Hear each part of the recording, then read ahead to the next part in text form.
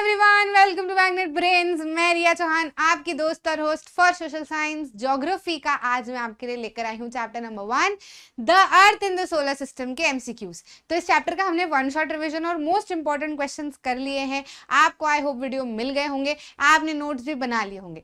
इस चैप्टर में हमने क्या बात की थी, स्टार्स क्या होते हैं, सेलेस्टियल बॉडीज क्या होती है, मून कैसा होता है, कभी बड़ा कभी छोटा, कभी छोटा कभी गायब, कभी बहुत सारा बड़ा सा क्यों हमें दिखता है, एक ही साइड मून की हमें क्यों दिखती है, स्टार्स इतने छोटे से क्यों दिखते हैं, सन क्या है, मून क्या है, प्लैनेट्स क्या है, सोलर सिस्टम क्या है, मेटेरॉइड्स क्या है, एस्टेरॉइड्स क्या है, और हमारी ये जो पूरी गैलेक्सी है ये क्या है। और फाइनली हमने आखिरी में कंक्लूजन निकाला था कि यार जिंदगी में कोई लोड नहीं रखना चाहिए, क्योंकि इतनी बड़ी गैलेक्सी है, इतना बड़ा सोलर सिस्टम है, उसके अंदर हम कहीं एक प्लैनेट के एक कोने पे, एक हिस्से पे, छोटे से हमारी बुद्धि में पता नहीं क्या क्या चीजें लेके बैठे रहते हैं और परेशान होते रहते हैं। तो छोड़ो, जाने दो, जो भी होगा यूनिवर्स के हवाले छोड़ो, मस्त मस्ती से अपना जीवन जियो, खूब अच्छे अच्छे काम करो और खूब एक्सेल करो, है ना। बाकी जो होगा अच्छा बुरा जो भी है सब भगवान के हवाले छोड़ दो, है ना। तो ये हमने हमारे पूरे चैप्टर में डिस्कस कर लिया था। अब बात करने वाले हैं हम एमसीक्यू। एमसीक्यू क्यों? क्योंकि बहुत सारी कॉम्पिटिटिव एग्जाम में एमसीक्यूज पूछे जाते हैं। साथ ही साथ एमसीक्यूज जो है वो आपके बेसिक डाउट क्लियर कर देते हैं, बिल्कुल दिमाग से क्लियर कर देते हैं कि हाँ ये जो चीज है ये ऐसी है, ये चीज है ये ऐसी है। तो जब ऑप्शन में आपको दो ऐसे ऑप्शन दिख जाते हैं जो कंफ्यूजिंग है, तो उससे आपको एक रिजल्ट निकालना बहुत ज्यादा आसान हो जाता है कि हाँ रिजल्ट यही है या फिर ये चीज इसमें कही जा रही है ना। तो हम ऑप्शन में कंफ्यूज हो लेते हैं, फिर आंसर निकालते हैं तो हमारा डाउट क्लियर हो जाता है। इसलिए एमसीक्यूज करना जरूरी है। ज्यादा समय नहीं लेते हैं, आ जाते हैं हमारे पहले सवाल पे। आपके सामने ये रहा, asteroids are found between the orbits of Jupiter and. तो जो एस्टेरॉइड्स है ये हमने पढ़ा था जब हमने सोलर सिस्टम की बात की थी, ठीक है। तो सोलर सिस्टम में हमारा क्या क्या था, बना लेते हैं सोलर सिस्टम, है ना। सोलर सिस्टम में था हमारा सन, सन के बाद में था हमारा मर्क्यूरी, फिर वीनस, फिर अर्थ, फिर मार्स, फिर जुपिटर, फिर सैटर्न, फिर यूरेनस और नेपट्यून, है ना। ऐसे ऐसे करके अब इतनी जगह नहीं है उधर की तरफ, ठीक है। तो यूरेनस नेपट्यून जो है वो दो और प्लैनेट हमारे उधर की तरफ थे। फिर साथ ही साथ हमने क्या देखा था कि मर्क्यूरी, वीनस, अर्थ, मार्स, है ना, और ये जो जुपिटर है, ठीक है, इसके बीच में हम क्या देखते हैं, इसके बीच में हम देखते हैं एक एस्ट्रॉइड बेल्ट, है ना। ऐसे बारीक बारीक बारीक बारीक पत्थरों का जो है वो बहुत बड़ा बेल्ट होता है। और एस्टेरॉइड्स क्या होते हैं, एस्टेरॉइड्स जो हैं ऐसा साइंटिस्ट मानते हैं कि बहुत पुराने समय पे कुछ प्लैनेट्स होंगे जो फूट उड़ गए होंगे, फट वट गए होंगे स्पेस में। तो वो फट गए हैं तो थे तो वो पत्थर के ही, तो पत्थर कहाँ जाएंगे, पत्थर तो उड़ेंगे स्पेस में, है ना। तो वो अभी भी स्पेस में एग्जिस्ट करते हैं। Then they have made their own belt यहाँ पर इस बीच में, जहाँ पर ये लोग लाई करते हैं, ये लोग इन द सेंस एस्टेरॉइड्स लाई करते हैं। तो आंसर हमारा क्या हो जाएगा, जुपिटर तो हमको बोला हुआ है, तो दूसरा प्लैनेट कौन सा है, मार्स, है ना। कौन सा प्लैनेट बच गया, मार्स बच गया हमारा, है ना। तो आंसर जो है वो मेरे हिसाब से क्या होना चाहिए, मार्स होना चाहिए। बाकी फिर भी एक बार चेक कर लेते हैं, आंसर इज मार्स। नेक्स्ट पे आ जाए, चलो। Indians named Milky Way as, भारतीयों ने मिल्की वे को क्या कहा। तो हमने बात की थी हमारे चैप्टर में कि पुराने समय पे, मतलब जब लोग आसमान में देखा करते थे तो ऐसी पूरी नदी जैसी सफेद कलर की टिमटिमाता हुआ एरिया उनको आसमान में दिखता था, है ना। तो हमारे भारत में जो भी सुंदर सी बड़ी सी नदी जैसा कुछ दिखता है तो हम उसको क्या नाम दे देते हैं, Ganga, because we are very much related to it. हम बहुत मानते हैं, हम बहुत वर्शिप करते हैं, और हाँ, गंगा से कुल मिला के हमारा बहुत ज्यादा प्रेम है। तो आसमान में बहने वाली गंगा को हमने क्या नाम दिया, Akash Ganga, although that is a part of Milky Way, है ना। तो ये हमने प्यार से नाम दिया, ऐसा नहीं है कि हमें पता नहीं था। सबसे पहले हमें ही पता था, आर्यभट्ट और जो बड़े बड़े साइंटिस्ट जो यहाँ पर रह चुके हैं या फिर एस्ट्रोनॉमर्स यहाँ पर रह चुके हैं, उन्होंने बहुत पहले ही सारी चीजें बता दी थी कि हम किस चीज का हिस्सा हैं, रोटेट होते हैं, रिवॉल्व होते हैं अर्थ, ये सारा कुछ हम पहले ही बता चुके थे। ठीक है, हमें प्रेम से जो है वो आकाशगंगा नाम रखा था। बाकी बात ये है कि सी हर कोई इंटेलेक्चुअल नहीं होता ना, हर कोई एस्ट्रोनॉमर नहीं होता, हर कोई साइंटिस्ट नहीं। अपने जैसे कॉमन इंसान नीचे बैठे हैं जिन्होंने कोई पढ़ाई लिखाई नहीं की, आसमान की तरफ देख रहे हैं, तो what are we gonna name it, है ना। जो जिससे भी चीज हम रिलेट करेंगे या रिलेटेड रहेंगे वो हम उसका नाम रख देंगे। ठीक, so here comes the name Akash Ganga of Milky Way. ठीक, what is the name given to the new moon night, new moon night को क्या नाम दिया जाता है। तो मैंने आपको बताया था कि मून जो है वो टूटता या कम, या जैसे कभी कम हो गया कभी बड़ा हो गया, ऐसा नहीं होता है। सन की लाइट मून पे अलग अलग तरीके से पड़ती रहती है क्योंकि मून हमारे आसपास रिवॉल्व करता है। जब एकदम अर्थ और सन, जैसे कि सन है ना, ये सन है, ये अर्थ है, और मून कभी यहाँ होता है, कभी यहाँ होता है, कभी यहाँ होता है, कभी यहाँ होता है, कभी यहाँ होता है ना, क्योंकि ये रिवॉल्व कर रहा होता है अर्थ के अराउंड, है ना, और अर्थ सन के अराउंड रिवॉल्व करता है। तो अब देखो सन की अलग अलग तरीके से लाइट पड़ेगी, है ना। जब आप इतना सिंपल सा बेसिक सा लॉजिक समझो, मैं जैसे मान लो इधर लाइट है ना, पीछे की तरफ लाइट है, और मैं क्या बन जाती हूँ, मून बन जाती हूँ, है ना, और मेरे पीछे की तरफ लाइट है, और आप जो है वो आप तो अर्थ पे बैठे हो, ठीक है। अब अर्थ से जब आप मेरे को देख रहे हो या फिर मेरा फोटो क्लिक कर रहे हो, और पीछे की तरफ बड़ी सी एलईडी लाइट समझ लो, या आप शादी वगैरह में जाते हो तो बड़ी सी लाइट होती है पीछे की तरफ, और अगर मैं लाइट के यहाँ खड़ी हूँ और आप इधर से फोटो ले रहे हो तो मैं पूरी काली नजर आऊंगी। आप बोलोगे पीछे से लाइट आ रही है, काला कट फोटो आ रहा है, हट जा उधर से, इधर आ जा। तो मैं फिर थोड़ा सा इधर खसकूंगी अगर, तो मेरा कुछ एक हिस्सा फोटो में आएगा, फिर कुछ इधर खसकूंगी तो एक आएगा, कुछ इधर खसकूंगी तो एक आएगा। जब मैं लाइट के जस्ट सामने आ जाऊंगी और आप इधर खड़े रहोगे तो लाइट मेरे मुंह पे पूरी तरीके से पड़ेगी, मैं पूरी विजिबल रहूंगी। समझ रहे हो कि नहीं? तो आप समझ लो कि आप अर्थ हो, लाइट को समझ लो कि सन है, और मैं समझ लो कि मून हूं, है ना। तो इस तरीके से हमको क्या है, कुछ कुछ हिस्सा या कभी पूरा हिस्सा और कभी बिल्कुल नहीं। जब एकदम सामने, जब सन और अर्थ के बीच में मून आ जाता है ना, और अर्थ पे से लोग मून को देख रहे होते हैं, तो उनको क्या दिखता है कि मून है ही नहीं, मून गायब हो गया है, मून टूट गया है, मून मामा घर चले गया है। पर ऐसा है नहीं, मून वही है, लेकिन क्योंकि सन की लाइट पीछे से आ रही है, इस वजह से क्या होता है, मून हमें दिखता नहीं है। तो उसको हम क्या कहते हैं, अमावस्या या न्यू मून लाइट। फिर क्या है, उस दिन से नया नया मून थोड़ा थोड़ा थोड़ा फिर दिखने लगता है, तो हम क्या सोचते हैं कि आज से अब नया मून आएगा, पुराना मून गया। ठीक है, तो इसलिए उसको क्या कहा जाता है, न्यू मून लाइट को क्या कहा जाता है, न्यू मून नाइट को क्या कहा जाता है, अमावस्या कहा जाता है ना। अब जैसे जिस दिन बिल्कुल गायब हो जाता है उस दिन न्यू मून नाइट होती है कि अब नया मून आएगा, है ना, तो अमावस्या कहते हैं। और जिस दिन पूरा, जब अर्थ और सन के बीच में मून है, उस दिन अमावस्या होगी, न्यू मून नाइट होगी। और जब सन के एकदम अपोजिट यानी कि इधर की तरफ और अर्थ बीच में है ना, तो उस दिन क्या होता है, पूरा मून दिखता है, क्योंकि लाइट सामने आ गई, अब एकदम चमचमाता पूरा मून दिखेगा हमको बड़ा सा। तो उस दिन हम क्या कहते हैं, पूर्णिमा, यानी कि पूर्ण मून, पूर्ण मतलब पूरा, फुल मून, है ना। तो फुल मून नाइट, पूर्णिमा किसको कहा जाता है, पूर्णिमा को कहा जाता है। ठीक है, तो वो अभी आपको अगले क्वेश्चन में भी दिख जाएगा। अभी इसका आंसर तो क्या है, अमावस्या। व्हाट आर सेलेस्टियल बॉडीज, तो जो आसमान में मिलने वाली बॉडीज होती है वो सेलेस्टियल बॉडीज कहलाती हैं। तो सन, मून, स्टार सब आसमान में ही मिलते हैं, है ना। सेलेस्टियल का मतलब क्या होता है, स्वर्गीय। तो ऑल ऑफ दीज, ठीक, या स्पेस में पाई जाने वाली। Stars that was used to find direction in ancient times. Star ऐसा तारा जिसकी मदद से पुराने जमाने में लोग डायरेक्शन पता करते थे। पहले कंपास वगैरह तो हुआ नहीं करता था, सुबह रहती थी तो सुबह क्या कर लेते थे, वो जिधर से सन उगा है ना, या फिर जिधर से ढल रहा है, सुबह को ऐसे देख लेते थे कि सन जिधर से उगा है वो ईस्ट है ना। तो एक डायरेक्शन कोई सी पता चल जाए उससे हम सारी डायरेक्शन निकाल लेते हैं। ईस्ट है तो ईस्ट के अपोजिट वेस्ट होनी है, ईस्ट के राइट में नॉर्थ होना ही है, और नॉर्थ के अपोजिट साउथ होना ही है, तो ऐसे पता चल जाता। सुबह का काम हो गया। शाम का काम ऐसे हो जाता था कि जिधर की तरफ ढल रहा है तो वो वेस्ट साइड है, जाहिर सी बात है, तो वेस्ट पता चल गई। तो बाकी सब रात के समय पे कैसे डायरेक्शन निकालते थे, तारों की मदद से। नॉर्थ स्टार जो है वो हमेशा झिलमिलाता रहता है, आसमान में हमेशा दिखता रहता है। नॉर्थ डायरेक्शन पता चल गई तो सब पता चल गया। तो नॉर्थ स्टार को देख के, नॉर्थ स्टार को पोल स्टार भी कहा जाता है, हम हमारी पौराणिक कथाओं में उसको ध्रुव तारा भी कहते हैं, है ना। वो हमेशा नॉर्थ डायरेक्शन में ही रहता है, एक ही जगह पे रहता है, बस नॉर्थ पता चल गया तो नॉर्थ के राइट में जो है, नॉर्थ के राइट में जो है वो क्या हो जाएगा, वेस्ट हो जाएगा, और वेस्ट के अपोजिट ईस्ट हो जाएगा, और नॉर्थ के अपोजिट साउथ डायरेक्शन हो जाएगी।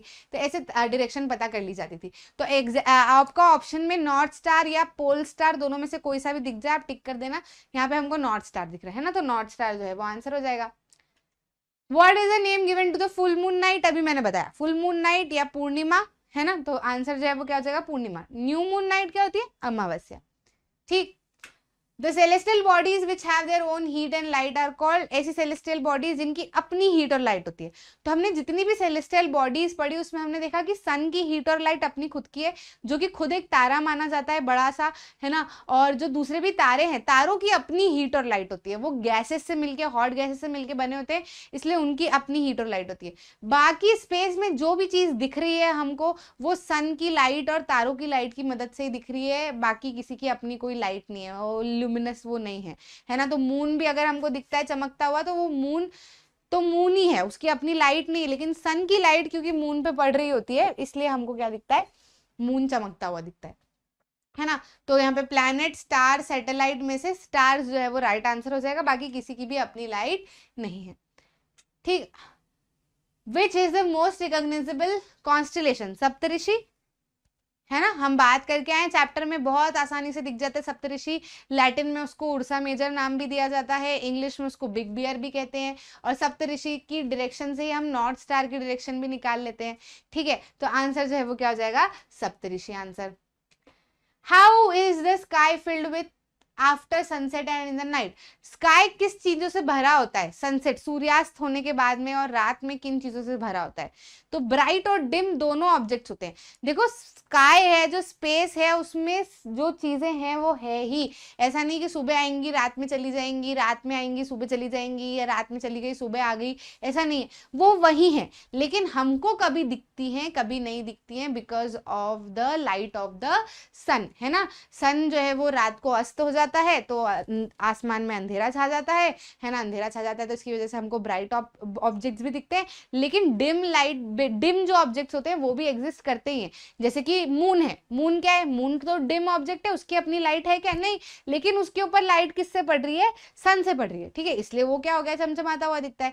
स्टार्स भी हमको दिखते हैं, तो इसलिए रात बोलो दिन बोलो, ब्राइट ऑब्जेक्ट्स डिम ऑब्जेक्ट्स दोनों ही हमको रात में दिखते हैं, है ना। तो both A and B answer हो जाएगा। The celestial bodies which do not have their own heat and light but are lit by the light of the stars are named as, ऐसी celestial bodies, ऐसी आसमान में रहने वाली bodies जो जिसकी अपनी हीट और लाइट नहीं है, लेकिन हमको स्टार्स की लाइट की मदद से वो दिखते हैं। अब सन जो है वो भी एक तरीके का स्टार ही है ना, और स्टार की लाइट की मदद से भी दिखता ही है हमको बहुत कुछ आसमान का, है ना। तो वो कौन से ऑब्जेक्ट्स हैं, तो प्लैनेट्स, है ना। प्लैनेट जो है वो हमको किसकी मदद से दिखते हैं, स्टार्स की लाइट की मदद से ही दिखते हैं। तो सन तो हमको खुद की लाइट है सन की, प्लैनेट की अपनी लाइट नहीं है, तो आंसर जो है वो बी हो जाएगा, प्लैनेट, ठीक। All the planets move around the sun in fixed elliptical path, that path is known as orbit. बात करके आए हम, है ना।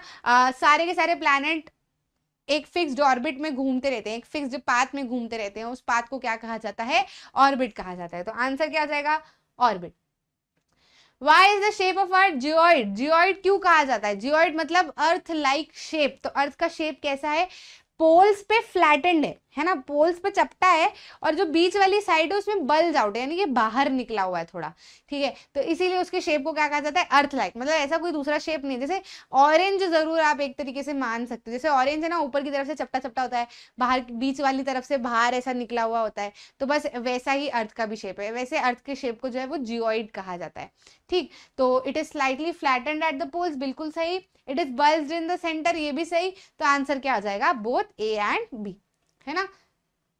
नेक्स्ट ऑप्शन क्या है, क्वेश्चन क्या है, the earth is called a unique planet due to, earth को यूनिक अनोखा प्लैनेट क्यों कहा जाता है, क्योंकि अर्थ ही सिर्फ और सिर्फ ऐसा प्लैनेट है जहां पर एयर, वाटर, लैंड, और एयर के अंदर भी ऑक्सीजन पाई जाती है। बाकी कोई सा भी ऐसा प्लैनेट नहीं है जहां पर ये चीजें सारी मिल पाए, इसीलिए अर्थ जो है वो लाइफ सपोर्टिंग है, यहाँ पे लाइफ पाई जाती है, बाकी किसी भी प्लैनेट पे लाइफ जो है वो नहीं मिलती। ऑप्शन में देख लेते हैं, it is neither too hot nor too cold, बिल्कुल सही, ना ज्यादा गर्म है ना ज्यादा ठंडा है। अगर बहुत ज्यादा ठंडा हो तो बर्फ मिलेगी तो भी लाइफ एग्जिस्ट नहीं होगी, बहुत गर्म होगा तो आग के कारण हम रह ही नहीं पाएंगे, है ना। तो ये भी एक फीचर है। Presence of air and water, हाँ, हवा और पानी दोनों इसमें मिलती है, और हवा में oxygen that is a life supporting gas भी मिलता है। तीनों ऑप्शन सही दिख रहे हैं, आंसर क्या हो जाएगा, D, all of these. Why do we see only one side of the moon from the earth? ये तो मैं आपको बहुत अच्छे से समझा चुकी हूँ कि अर्थ पे हमको मून की एक ही साइड क्यों दिखती है, क्योंकि मून जो है वो अर्थ के अराउंड रोटेट और रिवॉल्व कर रहा होता है। अब जितना समय उसको रोटेट करने में लगता है ना, उतना ही समय उसको रिवॉल्व करने में भी लगता है, तो हमको एक ही साइड दिखेगी उसकी। जब तक वो वापस उस पोजीशन पे आएगा तब तक उसकी एक ही साइड घूमेगी, फिर वो अगली साइड पे घूमेगा जब उसकी दूसरी साइड हमको दिखेगी। तो इसलिए हमको सिर्फ उसकी एक ही साइड दिखती है, मतलब कभी भी दोनों साइड हमको मून की नहीं दिख पाती है। क्यों, क्योंकि रोटेशन और रिवॉल्यूशन दोनों में उसको बराबर समय लिखता है, 27 दिन का। तो बस ऑप्शन में देख लेते हैं, because of moon revolve around the earth in 27 days and 27 days also taken in one spin. One spin मतलब वो एक राउंड पूरा ऐसे घूमने में, ठीक है। तो दोनों सही चीज है, तो ए और बी जो है वो दोनों ऑप्शन हमारे करेक्ट हो जाएंगे। Why does the moon not have condition favorable for life? Moon पे ऐसी कंडीशन क्यों नहीं है जो लाइफ के लिए फेवरेबल है? क्योंकि वहां ग्रेविटी नहीं है। अब जब ग्रेविटी नहीं है वहां पे, तो वहां पर ना हवा रह सकती है, ना वहां पे पानी टिक सकता है। पानी को भी ठहरने के लिए, ओशन बेसिन पे रहने के लिए नीचे जाना पड़ेगा। अब वो नीचे जाएगा कैसे? वहां ग्रेविटी नहीं है ना, तो क्योंकि वहां हवा भी नहीं रह सकती, वहां पानी भी नहीं है। ऑल्दो बहुत ही थिन लेयर वहां पे एग्जॉस्फेयर में ऐसी पाई गई है हवा की, बाकी that is also not like life supporting, अभी फिलहाल वो नहीं है ना। तो क्या हो जाएगा? Because of non existent of water, बिल्कुल सही। Because of non existent of air, ये भी सही। तो ए और बी दोनों करेक्ट, सी ऑप्शन जो है वो सही ऑप्शन हो जाएगा। ठीक है, ज्यादा समय नहीं लेते हैं और शुरू कर लेते हैं हमारा जो क्वेश्चन नंबर 1 है, जिसमें बोला गया है what is called a needle fixed through the globe in a tilted manner. ठीक है, वो नीडल को क्या कहा जाता है जो कि ग्लोब के साथ में एक टिल्टेड मैनर पे जुड़ी हुई है। तो आपको ऐसे सवालों में क्या करना है ना, आपको ऐसे सवालों में क्या करना है, जो ग्लोब है या जो भी चीजें बोली जा रही है ना, उसको पूरी तरीके से ड्रॉ कर लो, तो आप कंफ्यूज नहीं हो गए कि आखिर ये कह क्या रहा है। अभी कह रहा है कि नीडल जो कि अर्थ के साथ में टिल्टेड है, तो हम बना लेते हैं सबसे पहले तो अर्थ बना लेते हैं एक। ठीक है, और अर्थ पे हम देखते हैं कि कुछ इस तरीके से लाइन के हिसाब से क्या होता है ना, थोड़ा सा ये टेढ़ा हो जाता है बार बार मुझसे, क्योंकि मुझे दिखता ऐसे नहीं देख पाती हूँ ना मैं कि कहाँ से लाइन जो है वो जाएगी। बाकी मैं एक लाइन बना देती हूँ इसी तरीके से, थोड़ी सी ये सेंटर से जानी चाहिए वैसे तो। एक्सिस जो होती है वो अर्थ के सेंटर से, सेंटर नहीं बन पा रहा है अभी यहाँ पे यही चीज से मैं बहुत ज्यादा परेशान हूँ, क्योंकि ये बोर्ड होता है ना, ऐसे सामने से अगर हम देखते हैं तो हमको सेंटर दिख जाता है, तो फिर मैं सामने आके बना लेती हूँ। ठीक है, अब सेंटर बना है, तो ये क्या कहलाती है? एक्सिस कहलाती है। और हम अज्यूम करते हैं कि अर्थ इसके ऊपर रोटेट करता रहता है, घूमता रहता है। ठीक है, तो अब ये एक्सिस, ये इसी चीज का नाम पूछ रहे हैं, एक नीडल जैसी है ना ये, तो इसको क्या कहते हैं? हम एक्सिस कहते हैं। ठीक है, अब आपको यहाँ पे एक काम करना है, कुछ चीजें मैं बताऊंगी, कुछ चीजें आप बताओगे, तो हमारा इंटरेक्शन बना रहेगा, आपके डाउट्स भी क्लियर होते रहेंगे। मैंने आपको बताया हुआ है कि ये एक्सिस जो है ये अर्थ के सरफेस के साथ में कुछ एंगल के ऊपर टिल्टेड रहती है। ये कुछ एंगल है ना, जिससे टिल्टेड रहती है। बहुत कॉमन सा एंगल है, बहुत बार आपने सुना भी होगा। तो ये एंगल का नाम, नंबर, मतलब जो डिग्री है वो मेरे को कॉमेंट सेक्शन में दिखनी चाहिए। अगर नहीं दिखेगी, आपको नहीं पता है, तो फिर मैं बताऊंगी, लेकिन आप अपनी तरफ से कोशिश जरूर से कीजिएगा। ठीक है, तो आपका क्या है ना, आपको समझ में आते रहेगा साथ साथ में। और इसको कहा क्या जाता है? एक्सिस। तो अब ऐसे में आप एक्सिस, ऑर्बिट वगैरह में कंफ्यूज नहीं होगे, जो बोला जाएगा वो चीजें बनाते अगर रहोगे तो। ठीक है, तो इसका आंसर हमारा क्या हो जाएगा? इसका जो आंसर है वो हमारा हो जाएगा हाल फिलहाल बी, एक्सिस मेरे को दिख रहा है। ठीक, नेक्स्ट क्वेश्चन पे आ जाते हैं। पूछ रहा है कि which of the following zone is situated between 66 degree 30 minute south and poles. तो ये क्वेश्चन आपके लिए बहुत ज्यादा जरूरी है, क्योंकि हीट जोन हमने जो देखी है कि अर्थ के जो है वो कुछ 3 हीट जोन हमको देखने को मिलते हैं, फिर उसमें अलग अलग लाइंस भी है, तो उसमें आपको थोड़ा सा कंफ्यूजन हो सकता है, आप गलती से कुछ और टिक कर सकते हो। इसीलिए मैं आपको फिर से दोहरा देती हूँ, मैंने मोस्ट इंपॉर्टेंट में भी बताया है, कंप्लीट चैप्टर में भी बताया है, फिर से बता देती हूँ, ताकि पूरा हम कंप्लीट करके 4-5 बार उसको बोल के दिमाग में बिठा के खत्म करें और हमको उससे परेशानी ना आए, है ना। तो बार बार जब आप एक ही चीजें करते रहते हो ना, तो फिर आपको दिक्कत नहीं आती है, बहुत इजी हो जाता है आपके लिए चीजों को समझना। ठीक, तो अब ये अर्थ है, अर्थ के बीच में से क्या, मैं जैसे से बोलते जाऊं ना, तो आप भी जहां पर भी बैठे हैं बोलते जाइएगा। ठीक है, तो आपको भी दिमाग में रहेगा क्या है क्या नहीं है, तो जोर जोर से आवाज आनी चाहिए बिल्कुल जहां भी बैठे हो। ये क्या है? 0 डिग्री लैटिट्यूड यानी कि इक्वेटर।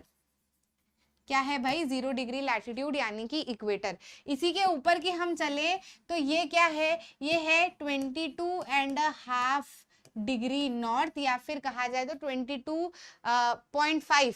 ठीक है, 22.5 या 23.5। ठीक है, 23.5 समथिंग पे आएगा। 23.5 डिग्री नॉर्थ पे आपका क्या पड़ेगा? Tropic of Cancer. क्या पड़ेगा? Tropic of Cancer. ठीक है, फिर यहाँ पे हम देखें तो एक और लाइन हमको दिखती है, जो कि कहाँ पर है?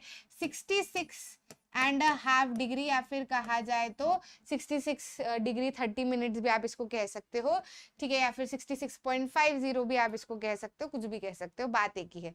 ठीक है, ये मिनट में है, वो पॉइंट में है, ये फ्रैक्शन में है, बातें एक ही है। अगर आपको थोड़ा सा मैथ्स थोड़ा सा भी समझ आता है तो आप इसमें कंफ्यूज नहीं होगे, है ना। इसको क्या कहा जाता है? Arctic circle. क्या कहा जाता है? Arctic circle. किसको? इसको। है ना, और यहाँ पे क्या है, नॉर्थ पोल, क्या है यहाँ पर, नॉर्थ पोल। ठीक है, सेम चीज अगर हम नीचे आए तो यहाँ पर हमको क्या दिखेगा, यहाँ पे हमको जो है वो दिखेगा 23.5 डिग्री साउथ पे ट्रॉपिक ऑफ कैप्रिकॉन, क्या दिखेगा, ट्रॉपिक ऑफ कैप्रिकॉन।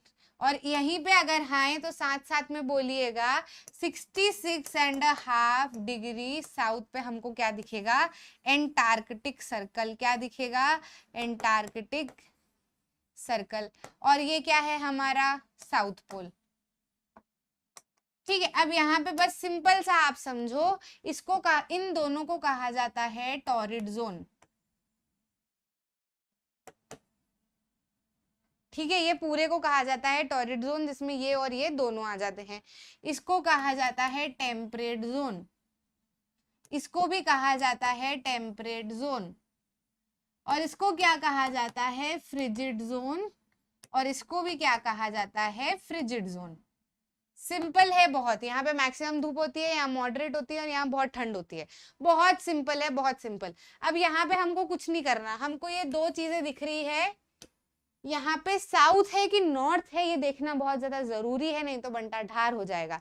साउथ अगर लिखा है तो साउथ वाला ये है ना, ये क्या है हमारा, इसको आर्कटिक सर्कल कहते हैं, और पोल तक का डिस्टेंस पूछा है, यानी कि ये वाली लाइन और पोल का पूछ रहे हैं, मतलब इस जोन का बोल रहे हैं, तो ये जोन क्या कहलाएगा, फ्रिजिड जोन कहलाएगा। अगर यही सेम चीज ये 66.5 डिग्री नॉर्थ भी अगर लिख देते, तो जोन सेम ही कहलाता है, लेकिन फिर भी आपको ध्यान रखने की जरूरत है, क्योंकि कई बार अगर ये लिख दिया और इसके साथ में साउथ अगर ये लिख देते हैं तो फिर वो क्या कहलाता है, ट्रॉपिक ऑफ कैप्रिकॉन कहला जाता है।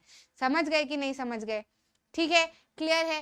तो यहाँ पे हमारा क्या हो जाएगा, फ्रिजिड जोन। अब इसको बहुत अच्छे से दिमाग में रखना, या इसका स्क्रीनशॉट ले लेना, क्योंकि अभी आने वाले बहुत सारे क्वेश्चन इसके ऊपर डिपेंडेंट है भाई। ठीक है, तो अब ये तो यहाँ पे नहीं रह सकता, इसको तो थोड़ा सा हमको क्या है, टाटा बाय बाय जो है वो करना ही पड़ेगा। ठीक है, तो अभी हमारा यहाँ पे आंसर जो है वो क्या हो जाएगा, फ्रिजिड जोन हो जाएगा। तो आई होप आपको आंसर जो है वो क्लियर है। ठीक, आंसर क्या हम लिख लेंगे, फ्रिजिड जोन। नेक्स्ट पे आ जाते हैं, प्राइम मेरिडियन किसे कहा जाता है। तो प्राइम मेरिडियन अगर हम बात करें, अर्थ अगर हम बनाते हैं, है ना, अर्थ अगर हम बनाते हैं तो जो बीच से जाने वाला मेरिडियन है ना, ऐसे हमको बहुत सारे मेरिडियन दिखते हैं, तो जो बीच से अलग अलग डिग्री पे जो बीच से जाने वाला मेरिडियन है, इसको हम कहते हैं 0 डिग्री मेरिडियन, या फिर कहा क्या जाता है, प्राइम मेरिडियन, या 0 डिग्री लॉन्गिट्यूड भी कहते हैं। ठीक है, 0 डिग्री लॉन्गिट्यूड या फिर प्राइम मेरिडियन। तो प्राइम मेरिडियन में हम देखें ऑप्शन में हमको क्या क्या दिख रहा है, अलग अलग डिग्री दी हुई और 0 डिग्री लॉन्गिट्यूड भी दिख रहा है। तो आंसर हमारा जाहिर सी बात है क्या हो जाएगा, 0 degree longitude, that is D, option D will be the right option. What is a globe, तो ग्लोब तो ट्रू मॉडल ऑफ अर्थ होता है, दिख रहा है क्या, earth, true model of earth, A and B, तो ग्लोब अर्थ तो नहीं है, ग्लोब अर्थ हो ही नहीं सकता, अर्थ ही अर्थ है, बाकी और कोई भी अर्थ नहीं है। ठीक है, तो ग्लोब तो क्या है, ट्रू मॉडल ऑफ अर्थ है भैया, मिनिएचर मॉडल है अर्थ का, तो बी ऑप्शन यहाँ सही हो जाएगा। Which are the following is shown on the globe in their true size, इनमें से कौन सी चीज ग्लोब के ऊपर बिल्कुल बराबर साइज में बताई जाती है। तो मैं आपको ऑलरेडी बता चुकी हूँ कि अगर मैं इतनी बड़ी हूँ और मेरा कोई पासपोर्ट साइज फोटो खींचता है, तो इसका मतलब ये नहीं कि वो मेरी आंख जो है वो नाक से बड़ी कर देगा या होठ जो है वो नाक से छोटे कर देगा, ऐसा कुछ नहीं करने वाला। जिस चीज की जिसके रिस्पेक्ट में जो साइज है वो साइज उतनी ही रहेगी। गर्दन अगर मुंह से छोटी है तो वो छोटी ही दिखेगी, कंधे अगर यहाँ तक आ रहे हैं तो यहीं तक दिखेंगे, एकदम बहुत चौड़े नहीं हो जाने वाले फोटो खींचने के बाद, है ना। तो वो मेरा एक ट्रू 2D मॉडल आप उसको कह सकते हो। तो वैसे ही ग्लोब जो है वो अर्थ का ट्रू मॉडल है, 3D मॉडल है वो तो, और तो उसमें साइज जो है वो चीजों की एज इट इज रखी जाती है, एक दूसरे के प्रपोर्शन में। जितनी जाहिर सी बात है कि साइज ऐसे तो अर्थ की बहुत बड़ी है, आप उसको छोटे पे नहीं ले सकते, लेकिन एक दूसरे के प्रपोर्शन में जो चीज जितनी छोटी बड़ी है उसको उतना ही रखा गया है। तो ओशन, कंट्रीज, कॉन्टिनेंट, सब कुछ जो है वो बराबर साइज में उनके है, बराबर शेप में उनके है ना। तो all of these will be the right answer. Name one of the following parallels of latitude as Tropic of cancer.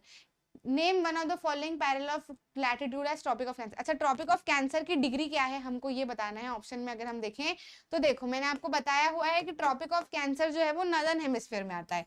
ये अर्थ की अगर हम बात करें, ये इक्वेटर की अगर हम बात करें तो ट्रॉपिक ऑफ कैंसर यहाँ आता है, ट्रॉपिक ऑफ कैप्रिकॉर्न यहाँ आता है। तो इक्वेटर से ऊपर ऊपर क्या लगता है सब में नॉर्थ, इक्वेटर से नीचे नीचे सब में क्या लगता है साउथ, तो जाहिर सी बात है नॉर्थ लगेगा। अब इसकी डिग्री क्या है, तो हमने यहाँ पे 2 डिग्री पढ़ी है, एक तो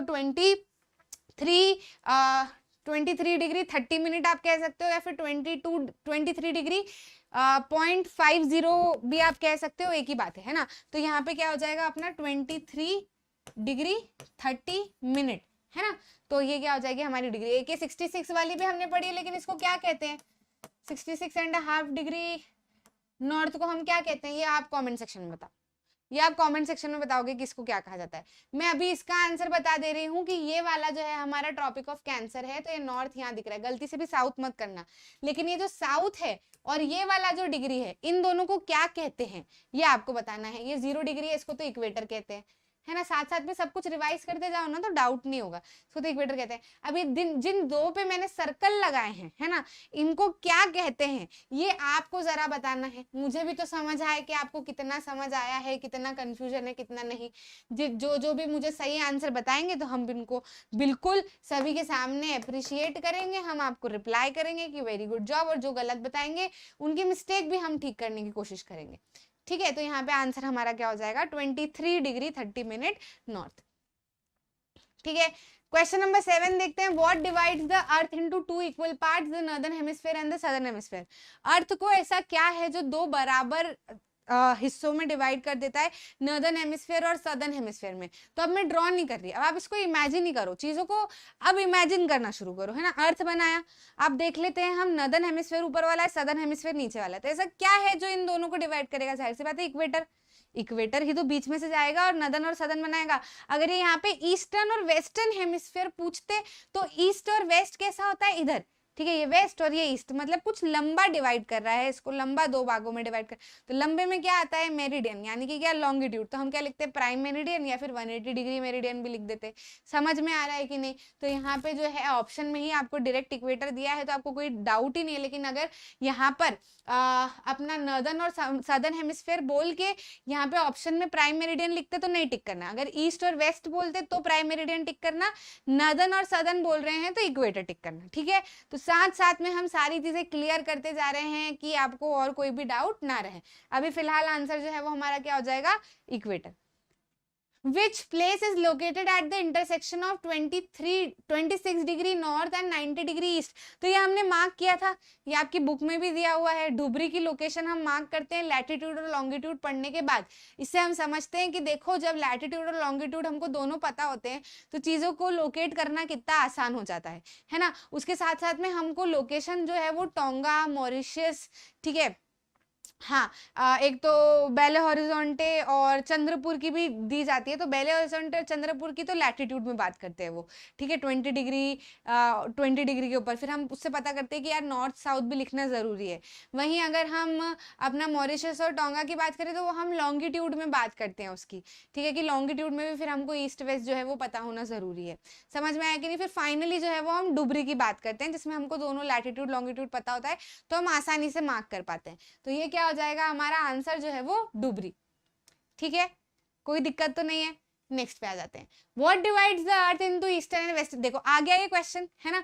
तो अभी पहले क्या पूछा था, नॉर्दर्न और सदर्न, तो उसमें हमने क्या लिखा इक्वेटर। लेकिन अगर ईस्ट और वेस्ट की बात करें तो कौन डिवाइड करेगा अर्थ को ईस्ट वेस्ट में, प्राइम मेरिडियन डिवाइड करेगा। कौन करेगा, प्राइम मेरिडियन। इंडिया का ये जो नंबर दिया है इंडिया का जो है, हम IST मानते हैं इसको, तो इंडिया वाला जो है वो इंडिया को 2 बराबर हिस्सों में डिवाइड करता है, वो बीच वाला लॉन्गिट्यूड है हमारा।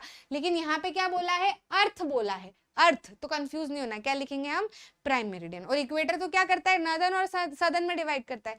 ठीक है, तो यहाँ पे आंसर हमारा क्या हो जाएगा, prime meridian.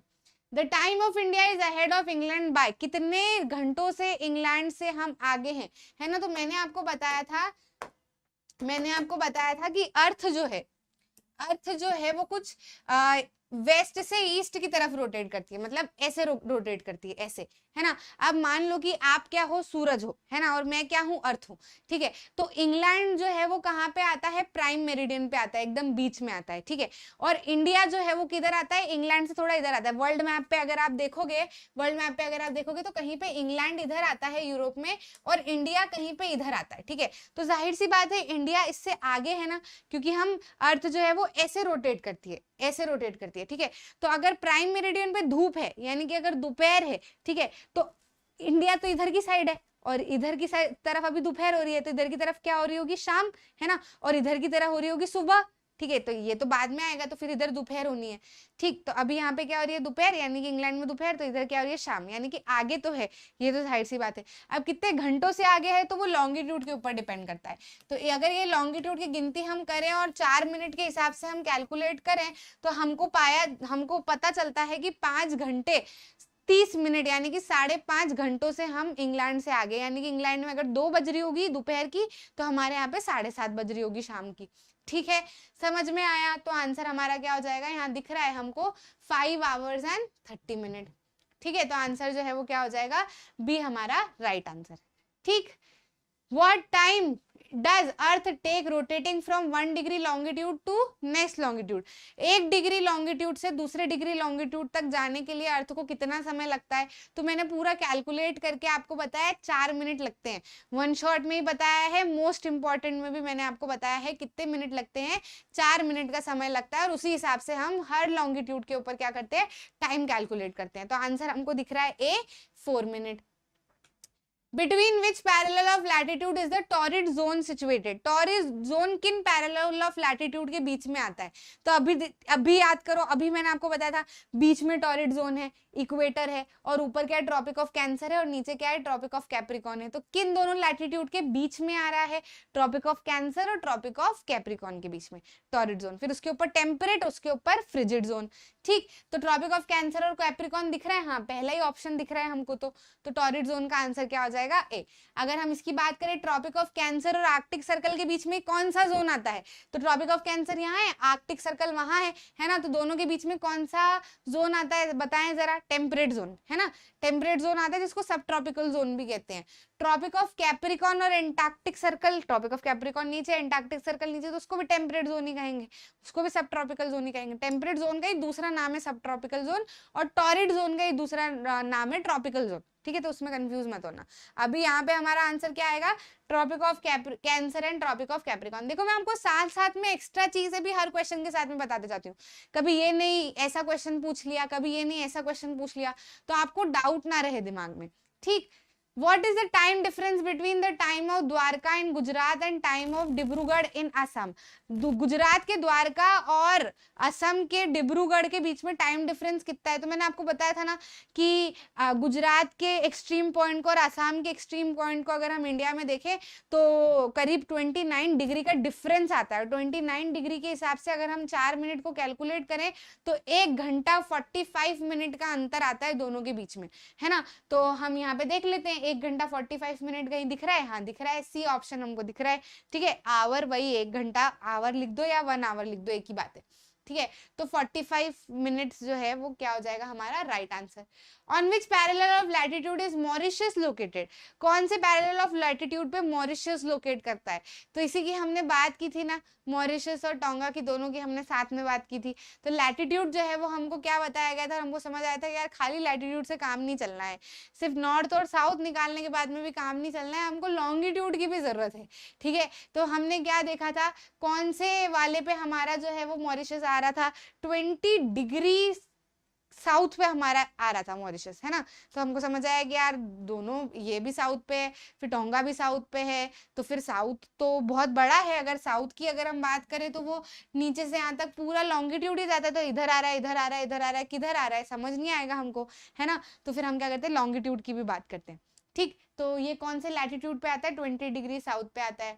The local time of 82 degree 30 east longitude is taken as standard throughout India, it is known as Indian Standard Time, है ना। तो जाहिर सी बात है क्या आएगा, इंडियन स्टैंडर्ड टाइम जो है इसको हम क्या बोलेंगे, इज द राइट आंसर, ठीक है, what would have happened if the earth did not rotate, क्या होता अगर अर्थ रोटेट नहीं करता तो हमने इसका जो आपको कंप्लीट रिवीजन वाला वीडियो प्रोवाइड करा है उसमें मैंने आपको सारे कंसेप्ट समझाए, सब समझाए। तो अगर कंसेप्ट को लेके कोई भी डाउट है, आपको वीडियो नहीं मिला है, तो आप जाके पहले वीडियोस में सर्च मान लो, बाय चैप्टर का नाम और बाय रिया मैम लिख देना तो आपको मिल जाएगा। ठीक है, तो आप आसानी से पहले तो उसको देख लो। मैंने अर्थ बन के, बॉटल को अर्थ बना के, सारी घूम घूम के कोशिश करके आपको पूरा चैप्टर समझा दिया है। ठीक है, तो आपको वहां से अगर कोई भी डाउट है तो वो क्लियर हो जाएगा। उसके बाद में ही आप क्वेश्चन लगाना, मन से क्वेश्चन मत लगाना। ठीक, तो ये कह रहा है कि अर्थ अगर रोटेट नहीं होता तो क्या होता, तो मैंने आपको बताया था कि अर्थ अगर रोटेट नहीं होता तो फिर वो स्थिर रहता। स्थिर रहता तो मान लो मैं अर्थ हूं, मैं सामने खड़ी हूं और इधर से आ रही है धूप, तो अब मैं रोटेट नहीं कर रही हूँ। अर्थ रोटेट करता है तो घूमता रहता है, ठीक है, लेकिन अगर अर्थ रोटेट नहीं करेगा मतलब वो खड़े रहेगा। ठीक है, तो वैसे में क्या होगा, एक तरफ धूप पड़ेगी हमेशा हमेशा के लिए और पीछे वाली तरफ हमेशा छांव रहेगी, यानी कि डार्कनेस रहेगी हमेशा हमेशा के लिए। तो आप सोचो कि जिधर की तरफ धूप रहेगी वहां का पानी जो है वो इवापोरेट हो जाएगा सारा का सारा, वहां पे वेजिटेशन भी नहीं रहेगा, क्योंकि वेजिटेशन होने के लिए या इंसान को सरवाइव करने के लिए पानी की जरूरत है, वेजिटेशन की जरूरत है, और वेजिटेशन होने के लिए आपको धूप के साथ साथ में कभी कभार थोड़ी सी ठंडक, है ना, और साथ ही साथ में जो है बोला जाए तो क्या कहते हैं, ठंडक के साथ में आपको एक इन्वायरमेंट चाहिए होता है, बारिश चाहिए होती है, सारी चीजों की जरूरत पड़ती है जो कि सिर्फ और सिर्फ गर्मी से आपको नहीं मिलेगी। दोनों चीजें आपके लिए बहुत ज्यादा जरूरी है, महत्वपूर्ण है ना। तो अगर अर्थ रोटेट नहीं करेगा तो जिधर की तरफ गर्मी है उधर हमेशा हमेशा गर्मी रहेगी, जिधर की तरफ ठंड है उधर हमेशा हमेशा ठंड रहेगी। तो जहाँ ठंड है वहां का पानी बर्फ बन जाएगा और जहाँ गर्मी है वहां का पानी जो है वो इवापोरेट हो जाएगा। तो दोनों तरफ पानी एग्जिस्ट नहीं करेगा, और पानी नहीं रहेगा तो लाइफ भी नहीं रहेगी, वेजिटेशन भी नहीं रहेगा, कुछ भी नहीं रहेगा, अर्थ पे लाइफ एग्जिस्ट ही नहीं करेगी, है ना। तो अगर अर्थ रोटेट नहीं करता है तो cold condition on earth in half portion, बिल्कुल सही बात है, अर्थ के हाफ पोर्शन पे एकदम ठंडक रहेगी। वही warm condition on earth on another half, very good, तो दूसरे पोर्शन पे भी रहेगी। तो दो ऑप्शन समझ के हमको लग रहा है कि ऑल ऑफ दीज ही आना चाहिए, बाकी फिर भी हम तीसरा पढ़ लेते हैं। No life possible in such extreme conditions, बिल्कुल सही बात, ऐसी कंडीशन में कोई भी मतलब किसी भी तरीके की लाइफ पॉसिबल रहेगी नहीं अर्थ पे। तो all of these will be the right answer at this question, है ना, of this question the right answer will be option number D. Clear है, कोई डाउट तो नहीं, बहुत इजी था। दूसरे पे आ जाते हैं। A year with 366 days is called, ऐसा साल जिसमें 365 दिन होते हैं उस साल को क्या कहा जाता है। तो मैंने आपको कंसेप्ट जो है वो बहुत अच्छे से समझाया है कि बेसिकली अगर देखा जाए तो साल में 365 1/4 डेज होते हैं, यानी कि आवर्स में इसको लिखा जाए तो 365 डेज एंड 6 आवर्स एक्स्ट्रा होते हैं। कब? हर साल। किसकी बात हो रही है ये? हर साल, है ना, ईयरली ये चीज होती है। अब हमने देखा कि कन्वीनियंस के लिए 1/4 दिन और 6 आवर्स को हम कैसे एडजस्ट करें, तो हमने बोला इसको छोड़ो, इसको क्या करो, इसको हटाओ और इसको हर साल के दिन मानो। ठीक है, फिर हमने क्या बोला कि इसको बिल्कुल तो हटा नहीं सकते, इसको ऐसा करते हैं कि 6 आवर्स को ऐड करते जाते हैं। तो 6, ये कितना हो जाएगा 12, फिर ये हो जाएगा कितना 18, और ये कितना हो जाएगा अपना 24। तो जैसे ही ये घंटे 24 होंगे तो इन सबको मिला के जो है वो क्या बन जाएगा, एक दिन बन जाएगा। तो ये कितने टाइम में बन रहा है, ये 4 सालों में बन रहा है, 1 साल 2 साल 3 साल 4 साल। ठीक है, तो 4 साल में हम क्या करते हैं, 365 में एक दिन और ऐड कर देते हैं और क्या लिख देते हैं 366 डेज, जिसको क्या कहा जाता है, लीप ईयर। और ये जो एक्स्ट्रा दिन है ये कौन से मंथ में ऐड होता है, फरवरी में ऐड होता है। ठीक है, तो कौन सा ईयर है भैया, नॉर्मल ईयर या लीप ईयर? जाहिर सी बात है लीप ईयर। नॉर्मल ईयर में तो 365 डेज मानते हैं हम। क्लियर है कि नहीं? तो आंसर जो है वो हमारा क्या हो जाएगा, लीप ईयर। ठीक, नेक्स्ट क्वेश्चन पे आ जाते हैं। Why do seasons change on earth, earth पे सीजन्स क्यों बदलते हैं? तो भाई अर्थ की जो पोजीशन है वो सन के साथ में चेंज होती रहती है, तो इस कारण से अर्थ पे क्या होते हैं, सीजन्स चेंज होते रहते हैं। तो due to change in position of earth around the sun, very good, first option ही सही दिख रहा है, लेकिन फिर भी सेफ साइड रहने के लिए सारे ऑप्शन को पढ़ना जरूरी है। तो due to no change in earth position, नहीं, ऐसा है ही नहीं। तो जब ये यही गलत दिख रहा है तो ऑल ऑफ दीज वगैरह तो हो ही नहीं सकता है ना, नन ऑफ दीज है, बाकी बोथ ए एंड बी है, तो ए एंड बी तो है नहीं। ए ही ऑप्शन हमको क्या दिख रहा है, सही दिख रहा है, कि क्योंकि अर्थ की पोजीशन सन के अराउंड बदलती रहती है, कभी यहाँ कभी यहाँ कभी यहाँ कभी यहाँ कभी यहाँ, है ना, तो हमको इक्विनॉक्स सॉल्स्टिस वगैरह सब कुछ देखने को मिलते रहते हैं। ठीक है, तो आंसर जो है वो हमारा क्या हो जाएगा, A. How many solstice are there in every year, हर साल कितने सॉलिस्टाइसेस होते हैं? तो हमने जो 4 पोजीशन देखी थी सीजन की, तो उसमें 2 सॉलिस्टाइस देखे थे और 2 इक्विनॉक्स देखे थे। समझ गए कि नहीं? जैसे मैं सन हूं तो आगे पीछे जो पोजीशंस थी, आगे पीछे हाथ दिख रहा है, हाँ, आगे पीछे जो पोजीशंस थी उसको क्या कहते हैं? इक्विनॉक्सेस कहते हैं। और इधर इधर जो पोजीशन थी वो क्या थी? सॉलिस्टिस की थी। ठीक है, समझ में आया कि नहीं? तो 2 सॉलिस्टाइस होते हैं और 2 इक्विनॉक्स होते हैं। सॉलिस्टाइस कब कब होते हैं? एक तो 21 जून समर सॉलिस्टाइस, और एक होता है 22 दिसंबर जिसको क्या कहते हैं? विंटर सॉलिस्टाइस। ठीक है, तो बेसिकली नंबर हमको बोले हैं, तो नंबर कौन कौन से हैं? 2 है ना, तो 2 हमको सॉलिस्टाइस मिलते हैं। The period of one rotation of earth is known as, earth का जब एक रोटेशन पूरा हो जाता है, यानी कि यहाँ से शुरू होके जब वो वापस यहीं पे आ जाता है, तो इसको क्या कहा जाता है? अर्थ डे। मैंने आपको जब भी बताया था कि बस वो रोटेशन कह दो, 24 घंटे कह दो, 1 डे कह दो, अर्थ डे कह दो, सब एक ही बात है ना। तो अर्थ डे जो है वो एक ही बात है, मतलब अर्थ डे ही कहेंगे हम इसको। ठीक, अर्थ का एक दिन। In the leap year excess 1 day is added in the month of, leap year में जो एक्स्ट्रा 1 डे होता है वो कौन से मंथ में ऐड करते हैं? हम फरवरी में ऐड करते हैं। बहुत आसान है, अभी तो मैंने आपको पूरा समझाया। तो कौन से मंथ में ऐड करते हैं? फरवरी में। तो आंसर जो है वो क्या हो जाएगा? जनवरी, फरवरी, मार्च, अप्रैल। तो B option will be the right option. What is orbital plane? Orbital plane क्या होता है? तो ऑप्शन में हमको दिया है ऐसा प्लेन जो कि एक्सिस के द्वारा बनाया जाता है, या फिर ऐसा प्लेन जो कि ऑर्बिट के द्वारा बनाया जाता है। तो ऐसा प्लेन जो कि ऑर्बिट के द्वारा बनाया जाता है वो ऑर्बिटल प्लेन होता है, मतलब जिसमें अर्थ जो है वो रोटेट करेगा। ठीक है, तो ये जो इतना पूरा का पूरा प्लेन जो होता है ये क्या कहलाता है? ये ऑर्बिटल प्लेन कहलाता है। ठीक है, तो आंसर जो है वो हमारा क्या हो जाएगा? आंसर विल बी बी, है ना, जाहिर सी बात है भाई। ठीक है, तो बी ऑप्शन जो है वो हमारा क्या हो जाएगा? Right option. ठीक है, नेक्स्ट क्वेश्चन पे आ जाते हैं। Which one of the following is the source of light on earth? Earth पे जो रोशनी है वो इनमें से किसके वजह से आती है?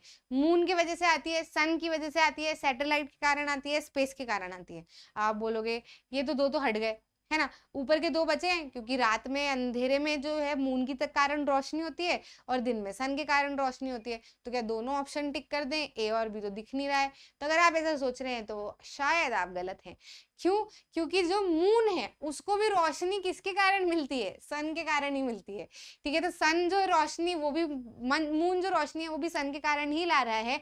तो जाहिर सी बात है there is only one source of light on earth, that is the sun, है ना। क्या है? The sun is the only source of light on earth. Moon भी को भी उसी से मिल रही है और अर्थ को भी उसी से मिल रही है।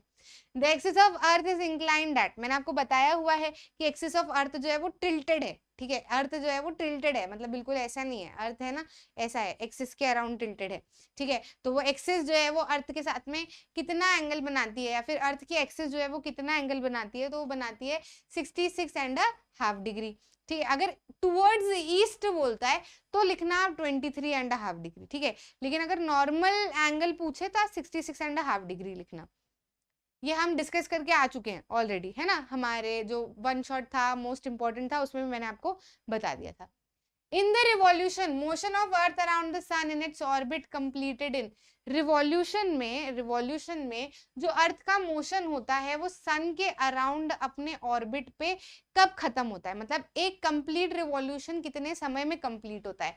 365 डेज, 366 डेज, 361/4 डेज, 367 डेज। जाहिर सी बात है सी ऑप्शन। अभी तो मैंने आपको लीप ईयर में समझाया, है ना, हम भले हमारी कन्वीनियंस के लिए 365 मानते, लेकिन एक्चुअल में तो 365 1/4 डेज ही है ना वो, है ना। तो आंसर जो है वो हमारा क्या हो जाएगा? Answer C will be the right answer. ठीक है, the axis of earth which is an imaginary line makes an angle of 66 degree with its, axis of अर्थ जो कि एक इमेजिनरी लाइन है वो 66 डिग्री का एंगल किसके साथ बनाती है? जो कि एक बहुत मेजर डाउट होता है बच्चों को, रोटेशनल प्लेन के साथ, ऑर्बिटल प्लेन के साथ, रिवॉल्यूशनल प्लेन के साथ, या सदर्न प्लेन के साथ? तो भाई ऑर्बिटल प्लेन के साथ ही एक्सिस जो है वो कितना एंगल बना रही होती है? 66 डिग्री बना रही होती है। जैसे समझो कि मैं अर्थ हूँ, मेरे अराउंड जो है वो अर्थ है और मैं एक्सिस हूँ, है ना। अब ये जो पूरा प्लेन है जिसके ऊपर मैं घूम रही होंगी, है ना, वो मेरे बीच में से ही जाएगा, है ना, और ऊपर नीचे जो है वो सदर्न नदर्न हेमिस्फीयर रहेंगे और ऐसे अब मैं घूम रही होंगी। ठीक है, तो ये जो एक्सिस है ये जो एक्सिस है, मतलब ये जो पूरी एक्सिस है और ऑर्बिटल प्लेन यहाँ पे, तो ये वाला जो एंगल होगा ना ऑर्बिटल प्लेन के साथ में, ये एंगल जो है वो क्या कहलाता है, 66 डिग्री। अब मैं यहाँ बोर्ड पे तो बना दूं, पर वो 2D में बनेगा तो हो सकता है आप कंफ्यूज हो जाओ, पर फिर भी मैं कोशिश करती हूँ कि ये क्या है, हमारा अर्थ है ना। अर्थ तो एकदम गोल बनाती हूँ एकदम बढ़िया, ठीक है। तो अब ये जो ऑर्बिटल प्लेन है ना, ये ऑर्बिटल प्लेन जो है वो इतना इतना पूरा हिस्सा होता है, ठीक है। ऑर्बिटल प्लेन ऐसा होता है, ये पूरी की पूरी ऑर्बिट होती है और ऑर्बिटल प्लेन जो है वो ऐसा ही होता है। समझ में आया? ऑर्बिटल प्लेन समझ में आ गया है ना आपको? नजर लगा दी मेरे अर्थ को, ठीक है। ये क्या है, हमारी एक्सिस है और ऑर्बिटल प्लेन जो है वो पूरा बीच में से ऐसे प्लेन होता है कि नहीं, मतलब एरिया समझ सकते हो आप कुल मिला के ऑर्बिटल प्लेन को, ठीक है। तो इसके साथ में ये जो एंगल बनाएगा, ये जो एंगल बनाएगा, ये कितना होता है, 66.5 डिग्री या फिर 66 डिग्री, जो भी वो ऑप्शन में लिख के दे दे, है ना, क्वेश्चन में लिख के दे दे, वो will be the right one, है ना। तो क्या होगा, orbital plane will be the right answer. Option हम देख लेते हैं, ऑप्शन बी सही आंसर होना चाहिए, option B is the right answer. The circle that divides the globe into day and night is called, ऐसा सर्कल जो कि ग्लोब को डे एंड नाइट में डिवाइड करता है, तो वो क्या कहलाता है, सर्कल ऑफ इल्यूमिनेशन। बात करके आए थे हम ऑटोमेटिकली, मतलब ध्यान ही होगा आपको, वो एक्सिस के साथ में कोइंसाइड नहीं करता है, ये भी मैंने आपको समय पे समझाया था, क्योंकि एक्सिस टिल्टेड होती है ना। लेकिन सर्कल ऑफ इल्यूमिनेशन कहाँ से कहाँ तक होता है, जहां तक सूरज की रोशनी आ रही है और जहां से फिर रात होने लगी, तो वो जो पूरा पार्ट है वहां से वो एक सर्कल की तरह आप मान सकते हो, ठीक है। जैसे कि मैं खड़ी हूँ, आप सन हो, इधर से धूप आ रही है और यहाँ से कंधे के आधे पार्ट से पीछे मेरे छाँव छाँव होने लगी, तो ये जो सर्कल बनेगा पूरा, है ना, ये क्या कहलाएगा, सर्कल ऑफ इल्यूमिनेशन। अब मैं सर्कुलर नहीं हूँ इसलिए सर्कल नहीं दिखेगा, लेकिन मैं अगर अर्थ जैसी होती है एज्यूम करूँ मेरे को, तो सर्कल ही बनता है ना, ठीक है। तो क्या हो जाएगा, सर्कल ऑफ इल्यूमिनेशन कहीं दिख रहा है, हाँ सी ऑप्शन दिख रहा है, answer C will be the right answer. The earth takes dash to complete one revolution, कितना समय लगता है अर्थ को एक रिवॉल्यूशन कंप्लीट करने में, तो भाई अर्थ ने घूमना चालू किया, है ना। अब एक रिवॉल्यूशन पूरी तरीके से कंप्लीट करने में उसको कितना समय लगेगा, वही 365 1/4 डेज या फिर 365 डेज 6 आवर्स, है ना। पढ़ चुके हैं, मैं बहुत बार आपको बता चुकी हूँ, तो यहाँ पे आवर्स में बात की है ना। 1/4 लिखा होता तो हम वो कर लेते, लेकिन आवर्स में बात की है तो 6 आवर्स एक्स्ट्रा होता है भाई। 6 आवर्स कैसे होता है, निकालने में कोई प्रॉब्लम तो नहीं है ना। देखो मैं सिंपल सा मैथ्स है, बहुत सिंपल सा मैथ्स है। कैसा मैथ्स है, 365 1/4 डेज, मतलब क्या, 365 डेज तो पूरे हैं और एक दिन का चौथाई हिस्सा है, ठीक है। एक दिन का कितना है, चौथाई हिस्सा है। तो अब एक दिन में कितने घंटे होते हैं, 24 घंटे होते हैं, तो 24 घंटे का चौथाई हिस्सा कितना हो जाएगा, 4 6 24, यानी कि कितना, 6 आवर्स। समझे कि नहीं, कोई प्रॉब्लम तो नहीं, बहुत इजी है यार, ये तो बेसिक सा मैथ्स है। और अगर ऐसा कोई डाउट है तो आप थोड़ी सी बड़ी क्लास में आओगे, अगर 6th क्लास के बच्चे ही सुन रहे हैं, सिर्फ बड़ी क्लास के बच्चे जो देख रहे हैं वो तो समझ जाएंगे, बाकी 6th क्लास के बच्चे हैं तो धीरे धीरे समझ जाओगे आप, लोड मत लो, बस इतना समझ लो, नहीं ज्यादा लग रहा है तो फिर रटो उसको, और कुछ नहीं कर सकते बाकी मैंने आपको समझा दिया है, बहुत ईजी है, आ जाएगा समझ। Direct rays of sun fall on equator on, sun के ऊपर डायरेक्ट रे, सॉरी इक्वेटर के ऊपर सन की डायरेक्ट रेस कब पड़ती है, तो डायरेक्ट रेस जो है वो इक्वेटर के ऊपर सन की पड़ती है इधर वाली पोर्शन पे, है ना। पूरे का पूरा, पूरी की पूरी लाइट जो है वो उसके ऊपर जाती है, तो ये पोर्शन जो है ये कब आता है, 21 जून को आता है। याद है कि नहीं याद है, ये वाले पोर्शन पे जब हम बात कर रहे थे तो उसमें हम इक्वेटर देखते हैं, तो इक्वेटर पे नदर्न हेमिस्फीयर पे सबसे ज्यादा धूप होती है, इधर की तरफ टिल्टेड होता है, तो इक्वेटर पे सबसे ज्यादा लाइट जो है वो पड़ रही होती है ना। तो कब की बात है, 21 जून की बात आप कह सकते हो। Motion of the earth on its axis in about 24 hours is called, earth का मोशन जो है अपनी एक्सिस के ऊपर जब उसको 24 घंटे लगते हैं, तो ऐसे मोशन को क्या कहते हैं, रोटेशन ठीक है। रिवॉल्यूशन तो हम बता के आए हैं 365 1/4 डेज, लेकिन एक रोटेशन कंप्लीट होने में कितना समय लगता है, 24 घंटे, तो वही बात यहाँ पे की जा रही है, आंसर जो है वो क्या हो जाएगा, रोटेशन, ठीक।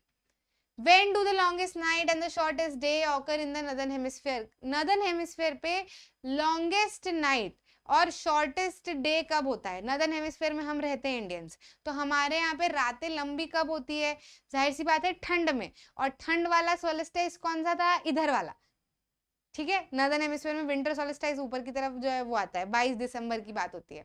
इतना दिमाग में रख लो, सब आ जाएगा अपने आप।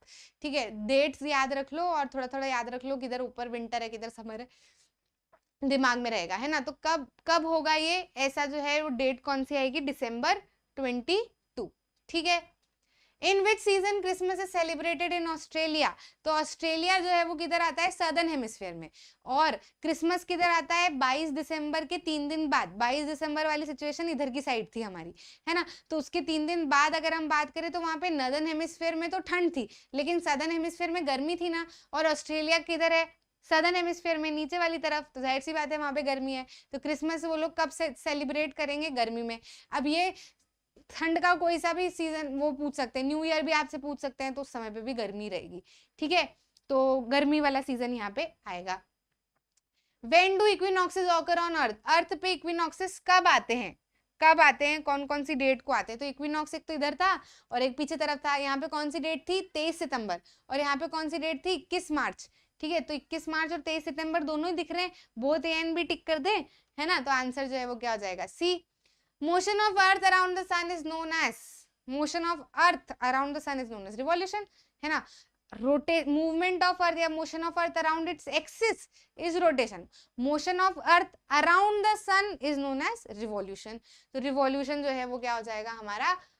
विच मैप गिव्स मोर इन्फॉर्मेशन, इनमें से कौन सा मैप जो होता है वो ज्यादा इन्फॉर्मेशन देता है। तो अब यहाँ पे हमको क्या रखना है, सिंपल सी चीज दिमाग में रखनी है कि स्मॉल स्केल मैप जो है वो कैसा मैप होता है। स्मॉल स्केल मैप में हम क्या करते हैं कि जैसे मान लो 500 मीटर है, सॉरी 1000 किलोमीटर है ना, क्या है 1000 किलोमीटर है। और यहाँ पर अगर हम 1000 किलोमीटर अराउंड की चीज को मान लो 5 सेंटीमीटर से डिनोट कर रहे हैं, मतलब हम क्या कर रहे हैं, बहुत ही बड़ी लेंथ को, बहुत ही बड़ी, 1000 किलोमीटर किसको कहा जाता है, तो बहुत ही बड़ी लेंथ को एक बहुत ही छोटी सी स्केल दे रहे हैं। समझ में आ रहे हो कि नहीं, 1000 किलोमीटर के हिसाब से 5 सेंटीमीटर बहुत छोटा है। यानी कि ऐसे में क्या होगा कि आप कंट्रीज, कॉन्टिनेंट्स वगैरह को मैप के अंदर इंक्लूड कर रहे हो, मतलब बहुत बड़ा एरिया आप छोटी सी जगह पे समझाने की कोशिश कर रहे हो, इसलिए आपको बहुत बड़ी लंबाई को छोटा सा डिस्टेंस मान के चलना पड़ रहा है, ताकि बहुत सारी इंफॉर्मेशन, मतलब या कह सकते हो आप कि बहुत सारी चीजें जो है वो आपके मैप के अंदर आ जाए। कुल मिला के ये चीज आप स्मॉल स्केल मैप में करते हो। वहीं जो लार्ज स्केल मैप होता है, लार्ज स्केल मैप होता है, उसमें हम क्या करते हैं, मान लो 500 मीटर है ना, 500 मीटर की दूरी को आप 5 सेंटीमीटर से डिनोट कर रहे हो।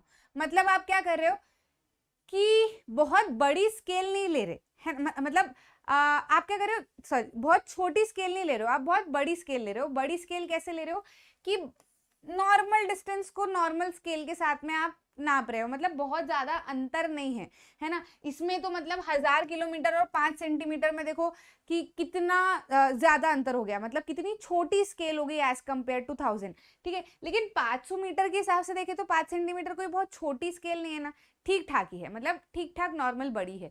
तो ऐसी इसको क्या कहा जाता है, हम लार्ज स्केल मैप पे यूज करते हैं।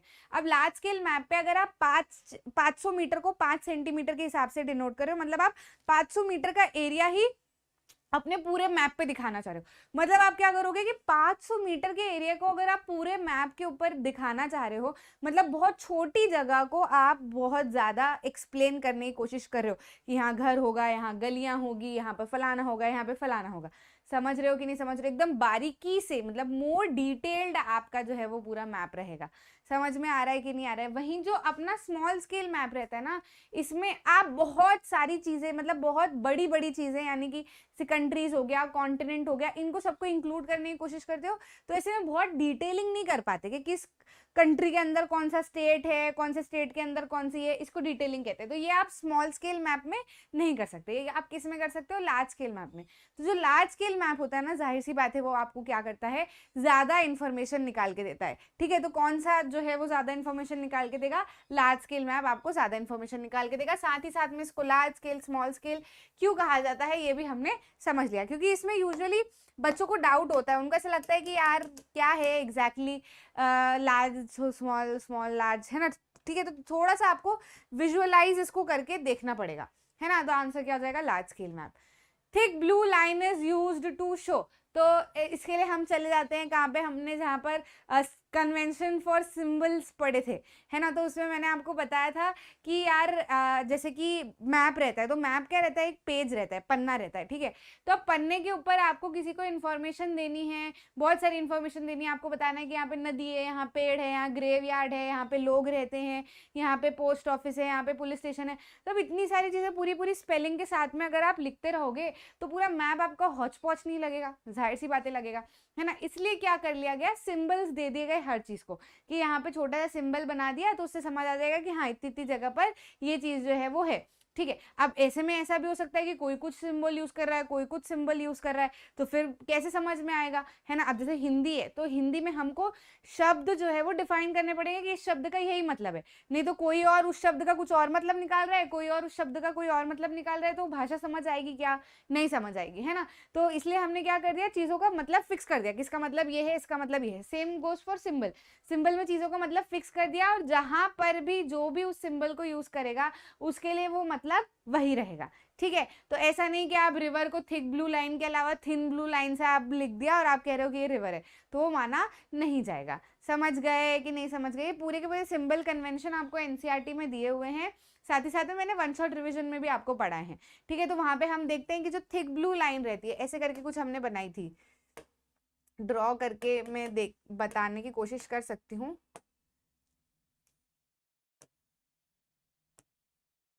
है ना, ऐसे करके थी, एंड देन उसमें जो है आपका ब्लू कलर फिल्ड अप था। याद आ रहा है कि नहीं याद आ रहा है, आ रहा होगा यार, पढ़ा था हमने, है ना। ऐसे करके लाइन जो है वो हमारी बनी हुई थी। अब आपको एग्जैक्टली कैमरा में ब्लू कलर दिख रहा है कि नहीं, थोड़ा सा आपको लाइट दिख रहा होगा, पर एग्जैक्टली ये क्लियर ब्लू कलर ही है ठीक है। तो इस तरीके की कुछ लाइन थी, वो ऐसे आपको छोटे में बताया हुआ था, है ना। तो इसको क्या कहा जाता है, इसको जो है रिवर कहा जाता है ना। तो यहाँ पे अभी फिलहाल हमारा आंसर जो है वो क्या हो जाएगा, हमारा आंसर जो है वो हो जाएगा thick blue line is used to show a river, ठीक। Map that are drawn on a large scale and are used by patwaris, engineers etcetera are called. ऐसे कौन से मैप होते हैं जो लार्ज स्केल पे बनाए जाते हैं, मतलब छोटे एरिया को डिफाइन करने के लिए बनाए जाते हैं, जिनकी स्केल जो है वो बड़ी ही रहती है, ठीक है। तो ऐसे मैप जो कि पटवारीज, इंजीनियर्स वगैरह यूज करते हैं, तो ऐसे मैप्स को क्या कहा जाता है, thematic map, physical map, political map या फिर कैडेस्ट्रल मैप, है ना। तो देखो, जब हमने टाइप्स ऑफ मैप पढ़ा तो मैंने आपको 3 तरीके के मैप पढ़ाए थे, एक तो थीमेटिक, एक फिजिकल और एक पॉलिटिकल, है ना। तो थीमेटिक मैप क्या होता है, जो किसी थीम के ऊपर होता है, जैसे कि area of forest cover of the area, या electricity of the particular area, कुछ भी हो सकता है, जैसे कहाँ पे रेनफॉल कितनी हो रही है, ये है ना। तो ये थीम्स के ऊपर होते हैं, तो ये कौन से मैप कहलाते हैं, थीमेटिक मैप कहलाते हैं। वही पॉलिटिकल मैप क्या होते हैं, जो हमारा इंडिया का पॉलिटिकल मैप है, जिसमें आपको इंडिया की बाउंड्री के साथ साथ में स्टेट्स भी दिखेंगे अंदर, है ना, जो मैंने आपको समझाया था।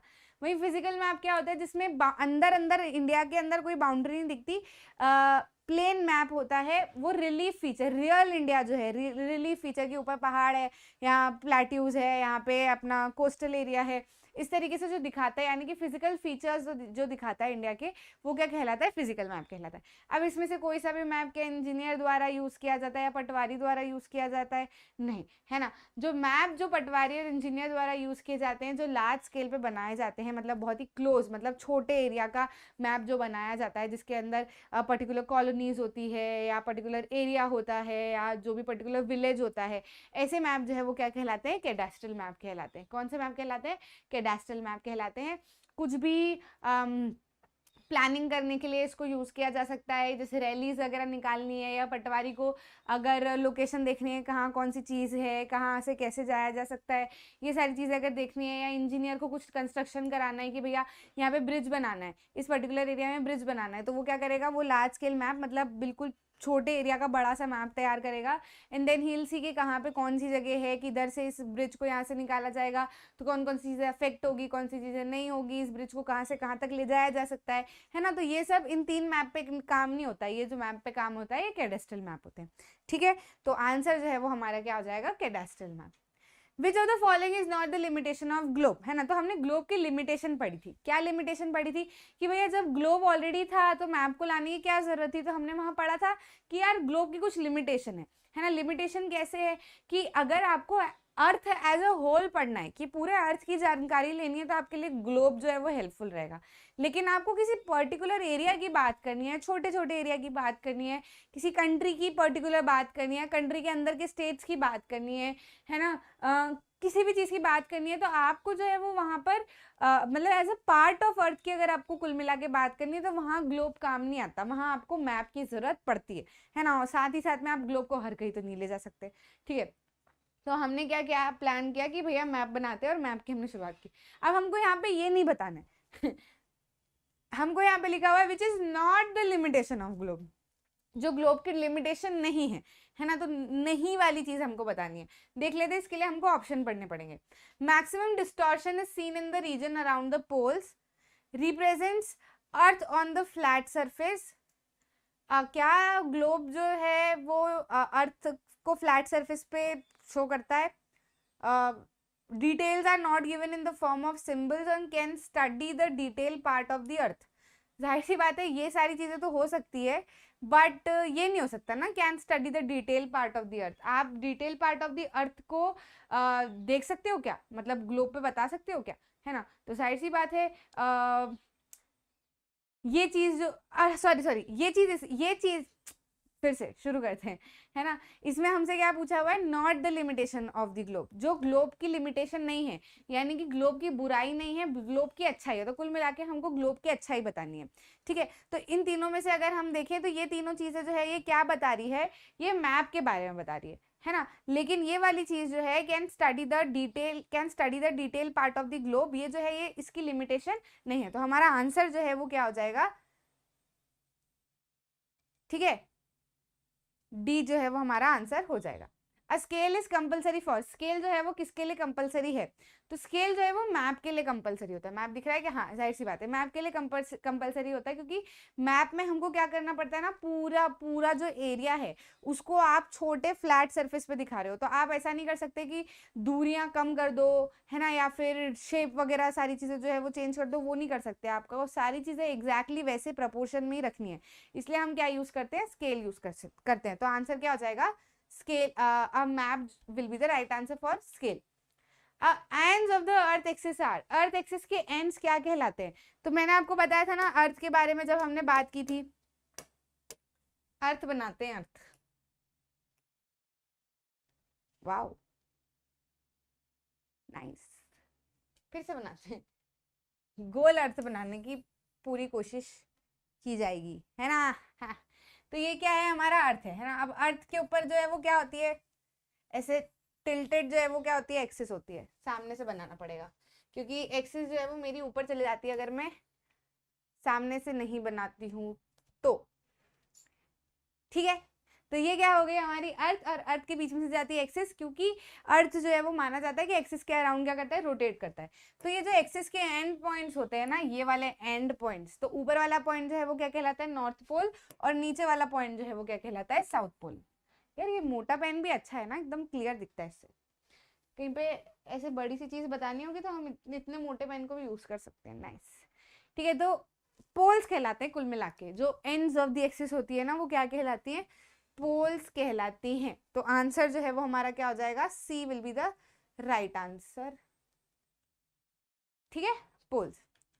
For what purpose magnetic compass is used, किस पर्पस के लिए मैग्नेटिक कंपास को यूज किया जाता है। तो मैंने आपको बताया था वन शॉट रिवीजन में जब हमने कंपास की बात की थी, तो एकदम निडल जो है वो क्या होती है, देख के थोड़ा सा इधर उधर होके फिर टिक जाती है नॉर्थ और साउथ वाली डायरेक्शन में। नॉर्थ पता चल गया तो बाकी हम डायरेक्शन तो निकाल ही पाते हैं, है ना। तो जो मैग्नेटिक नीडल या फिर मैग्नेटिक कंपास जो है वो किसके लिए यूज किया जाता है, for measuring distance no, for showing symbols no, for finding the direction yes, ठीक है। तो आंसर जो है वो हमारा क्या हो जाएगा, सी, डायरेक्शन फाइंड करने के लिए हम इसको यूज करते हैं। What does TV dash with arrow shows, है ना, क्या शो करता है ये, तो मैंने आपको बताया था ये चीज भी वन शॉट रिवीजन में। जब हम ऊपर की तरफ देख रहे होते हैं, मतलब जब हम मैप बना रहे होते हैं, तो मैप में हम क्या करते हैं, जैसे कि ये हमारा मैप है, तो हम मैप में क्या करते हैं, यहाँ पर एक एरो बना के n लिख देते हैं, यानी कि हम क्या बताना चाह रहे हैं कि इसमें ऊपर वाली तरफ जो डायरेक्शन है वो नॉर्थ है ना। तो बस नॉर्थ पता चल गया, तो नॉर्थ के जो है वो राइट साइड में क्या होगा, ईस्ट होता है, और नॉर्थ के लेफ्ट वाली साइड में वेस्ट होता है, नीचे वाली साइड में जो है वो साउथ होता है। ठीक है, अब जैसे कई बार ऐसा होता है ना, प्रॉब्लम हो जाती है, हम क्या करते हैं कि ये नॉर्थ हमने बोल दिया, तो हम कहते हैं कि अभी तो ये राइट हैंड साइड पे मेरा, सॉरी लेफ्ट हैंड साइड पे मेरा ईस्ट है, तो हम क्या मानते हैं कि नॉर्थ के लेफ्ट हैंड साइड पे ईस्ट आ जाता है, पर ऐसा नहीं है। जब भी आप डायरेक्शन देख रहे हो ना, जब भी आप डायरेक्शन देख रहे हो, तो जो भी डायरेक्शन आपको पता है, ठीक है, तो जो उसके बाद में अगर आपको कोई सी डायरेक्शन निकालनी है, जैसे आपको नॉर्थ पता है, अब आपको रिमेनिंग डायरेक्शन निकालनी है, तो आप ऐसे नहीं निकाल सकते कि मेरे पीछे नॉर्थ है तो यहाँ पे तो साउथ होना है, ये तो चल जाएगा, ठीक है। लेकिन आप ऐसा नहीं कह सकते कि ये राइट पे ईस्ट होता है तो इधर की साइड में ईस्ट हो जाएगा, क्योंकि इधर की साइड में ईस्ट नहीं है, ईस्ट इधर है। तो आपको कभी भी डायरेक्शन निकालनी है तो कैसे निकालनी है, जैसे नॉर्थ पीछे है ना, तो आप मुंह इधर मत करो, आप मुंह नॉर्थ की तरफ करो, फिर आप राइट हैंड साइड पे आप देखोगे ना, तो आपको एग्जैक्ट ईस्ट मिलेगा, और लेफ्ट हैंड साइड पे आपको एग्जैक्ट वेस्ट मिलेगा। और साउथ की तो कोई प्रॉब्लम नहीं है, क्योंकि वो डायरेक्ट अपोजिट साइड में होता है ना। तो आपको सिर्फ इतना ध्यान रखना है कि नॉर्थ के राइट हैंड साइड पे ईस्ट होता है, एनआरई ध्यान रख लो आप, ये भी आपके लिए ठीक रहेगा, है ना। राइट हैंड साइड पे जो है वो ईस्ट होता है। या फिर ये भी हम कर सकते हैं कि भैया सीधे हाथ को शुभ माना जाता है, और सीधे हाथ को शुभ माना जाता है, और सूरज जो है वो ईस्ट पे से निकलता है, तो सीधे हाथ पे ईस्ट होगा। ऐसे करिए, कुछ भी आप इसको कुछ भी नाम दे सकते हो, आपको जैसा लगे वैसे आप अज्यूम कर सकते हो। बाकी इतना ध्यान रखना है कि नॉर्थ के राइट हैंड साइड पे जो है वो दो चीजें ध्यान रखिए डायरेक्शन पता करते टाइम, नॉर्थ के राइट हैंड साइड पे ईस्ट होता है, और जब भी राइट हैंड साइड भी अगर हमको निकालना है तो नॉर्थ की तरफ फेस करके राइट निकालना है। क्योंकि अगर ऐसे तो मैं कह दूं कि नॉर्थ के राइट हैंड साइड पे ईस्ट है, तो मैं कह दूं नॉर्थ इधर है, और इसके हिसाब से राइट हैंड साइड तो मेरा राइट हैंड साइड तो मेरा ये हो गया, तो इधर ईस्ट हो गया, ऐसा नहीं है ना। नॉर्थ के राइट पे, तो नॉर्थ की तरफ मेरा फेस होना चाहिए। क्लियर? ठीक, तो क्या आ जाएगा, इसका आंसर जो है वो डायरेक्शन ऑफ नॉर्थ हो जाएगा। ठीक है। A, usually right side of direction indicates, right side of direction क्या इंडिकेट्स करती है, ईस्ट इंडिकेट करती है ना। कि कहीं पे भी आज जैसे नॉर्थ आपने पता कर लिया, तो उसकी राइट हैंड साइड पे क्या होगा, ईस्ट होगा, है ना। तो usually right hand side of the direction indicates east. Globe shows dash part of earth correctly, globe जो है वो अर्थ का कौन सा पार्ट करेक्टली शो करता है, ये हमको बताना है। तो जाहिर सी बात है, साइज तो अर्थ की साइज का तो ग्लोब होता नहीं है, ठीक है, शेप जरूर इंडिकेट करता है ना। तो आंसर जो है वो हमारा क्या हो जाएगा, shape.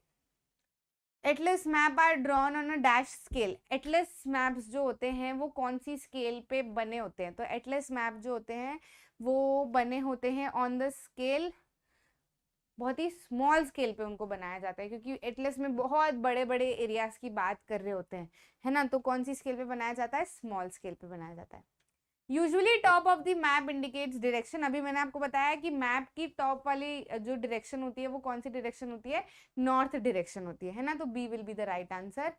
Which of the following is not among the cardinal direction, इनमें से कौन सी डायरेक्शन कार्डिनल डायरेक्शन नहीं है। तो मैं आपको ऑलरेडी वन शॉट रिविजन में बता चुकी हूँ कि कार्डिनल डायरेक्शंस जो होती है वो कौन कौन सी होती है, नॉर्थ, साउथ, ईस्ट और वेस्ट, है ना। ये इंडिविजुअल डायरेक्शन जो है वो कार्डिनल डायरेक्शन है। अब इसमें एक और तरह की होती है इंटरमीडिएट डायरेक्शन, है ना। तो ये कौन कौन सी डायरेक्शन होती है, नॉर्थ ईस्ट, नॉर्थ, ये हो जाएगी कौन सी, नॉर्थ ईस्ट, फिर हो जाएगी साउथ, साउथ ईस्ट, फिर कौन सी आ जाएगी इधर अगर हम देखेंगे तो साउथ वेस्ट, और ऊपर वाली जो होती है वो कौन सी होती है, वेस्ट और नॉर्थ के बीच में, तो हो जाएगी नॉर्थ वेस्ट। ठीक है, या फिर सिंपली आप ऐसे भी लिख सकते हो इसको ध्यान में रखने के लिए, north east, north west, south east, south west. ठीक है, समझ में आया। अब इसमें आप कैसे पता करते हो कि आगे नॉर्थ आना है साउथ आना है, क्या मतलब क्या है कुल मिला के? तो ये क्या है, अपना अर्थ है ना, इधर क्या है नॉर्थ, इधर है ईस्ट, इधर है साउथ, इधर है वेस्ट, है ना। तो अब अगर मेरे को बोलना है इस किसी पोजीशन के बारे में तो मैं सीधे नॉर्थ बोल दूं, इधर किसी पोजीशन के बारे में बोलना है तो सीधे ईस्ट बोल दूं, इधर किसी पोजीशन के बारे में बोलना है तो सीधे वेस्ट बोल दूं, इधर किस सॉरी साउथ बोल दूं, इधर किसी डायरेक्शन के बारे में बोलना है तो सीधे क्या बोल दूं, वेस्ट बोल दूं। लेकिन मान लो मेरे को इस बीच में किसी डायरेक्शन के बारे में बोलना है तो मैं क्या बोलूंगी, तो इसको नाम दिया गया है नॉर्थ ईस्ट। अब जब भी नाम दिया गया है तो आप इसमें एक कॉमन सी चीज देखोगे, सबके शुरुआत में या तो नॉर्थ है या फिर साउथ है ना। सबके शुरुआत में क्या है, नॉर्थ है या फिर क्या है, साउथ है। और बाद वाला जो लेटर है वो कौन सा है, या तो ईस्ट है या वेस्ट है, तो ऐसे ही नाम दिया गया है। इसको क्या बोलेंगे, नॉर्थ ईस्ट, है ना। और अगर इस बीच में किसी के बारे में बात करनी है तो क्या बोलेंगे, साउथ ईस्ट, ठीक है। और अगर इस बीच में किसी के बारे में बात करनी है तो क्या बोलेंगे, साउथ वेस्ट, क्योंकि साउथ पहले आना चाहिए, है ना। क्या बोलेंगे, साउथ वेस्ट। और इस बीच के बारे में अगर कुछ बात करनी है तो क्या बोलेंगे, नॉर्थ वेस्ट। समझ गए कि नहीं समझ गए, है ना। तो इस तरीके से जो है वो इंटरमीडिएट डायरेक्शन निकाली जाती है।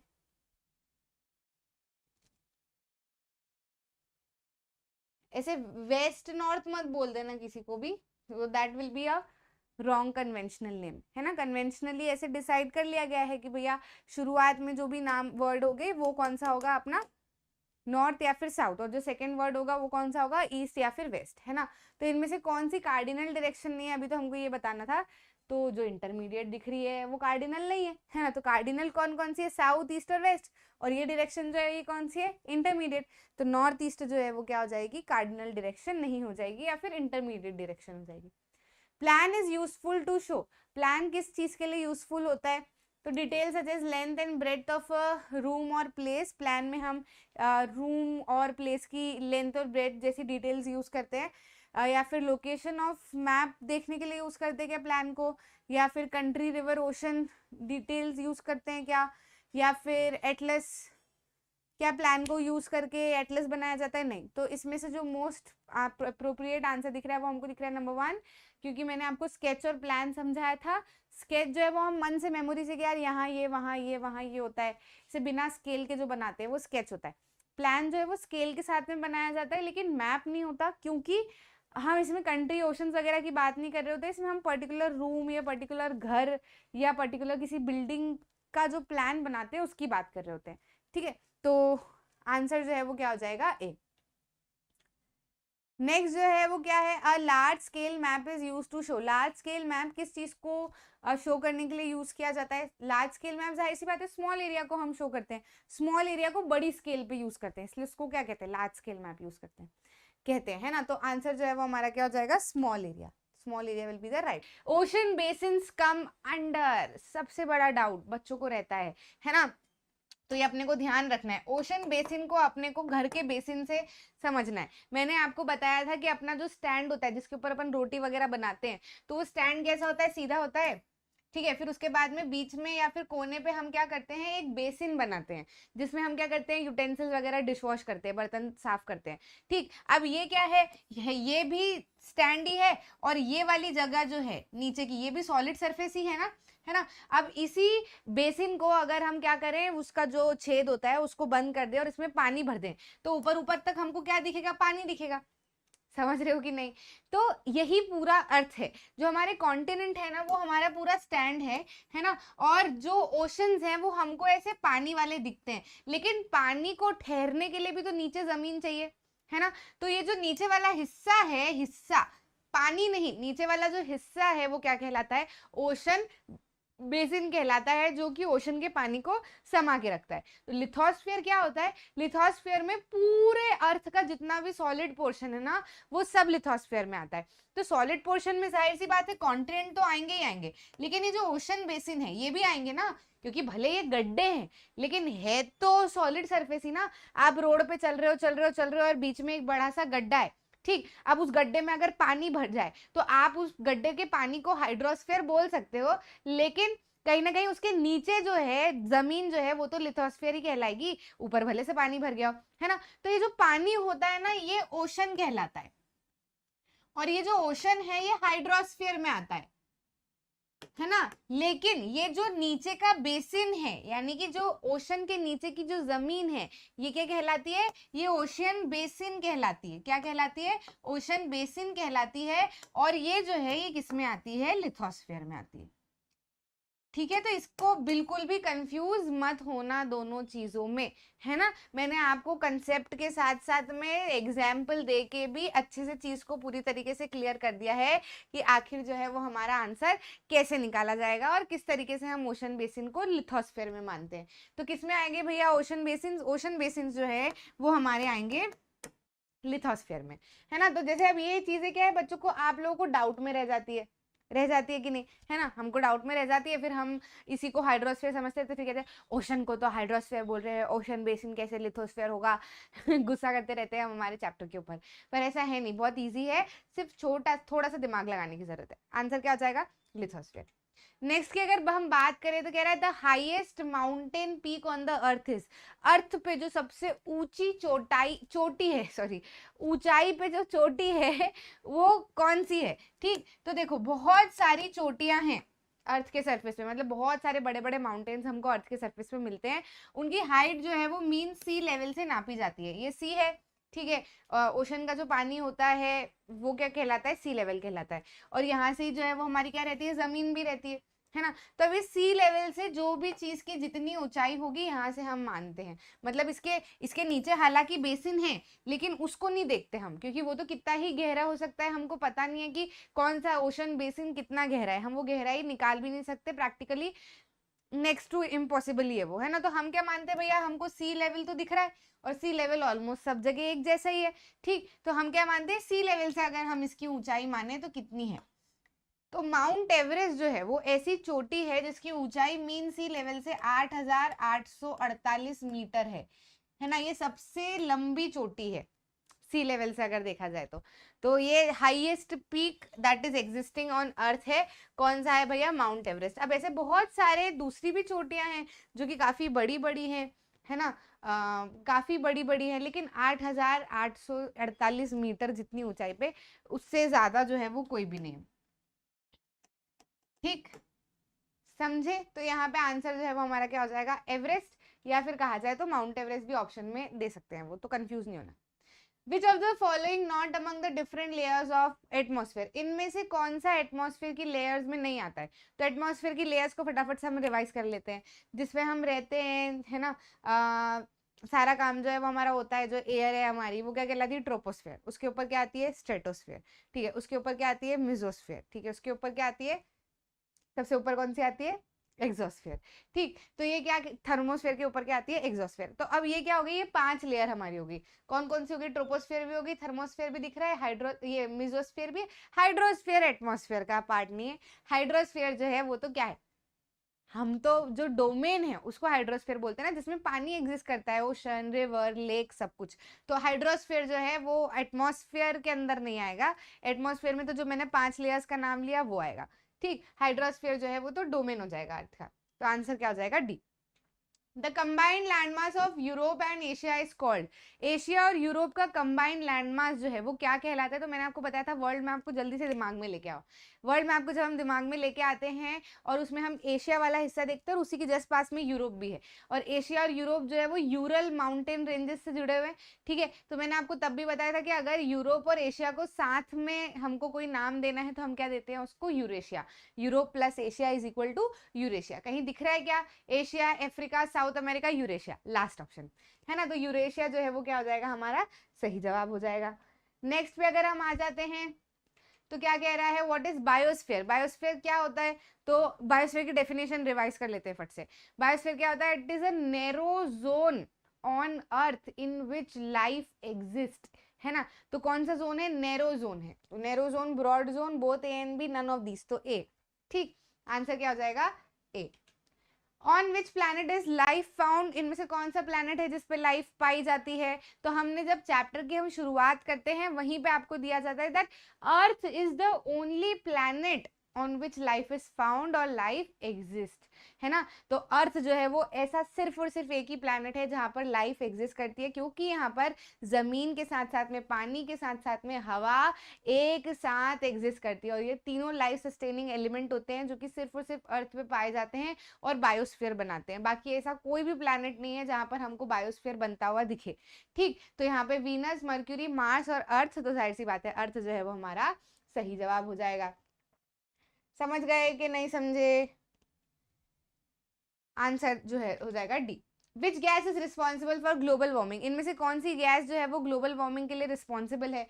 तो O2, CO2, N2 या H2? CO2, देखो CO2 के बेनिफिट्स है, हमने क्या बोला था, CO2 बहुत अच्छी गैस है, बहुत ज़्यादा ज़रूरी भी है। वो क्या करती है कि अर्थ की ज़मीन में से जितनी भी गर्मी होती है वो उसको ट्रैप कर लेती है।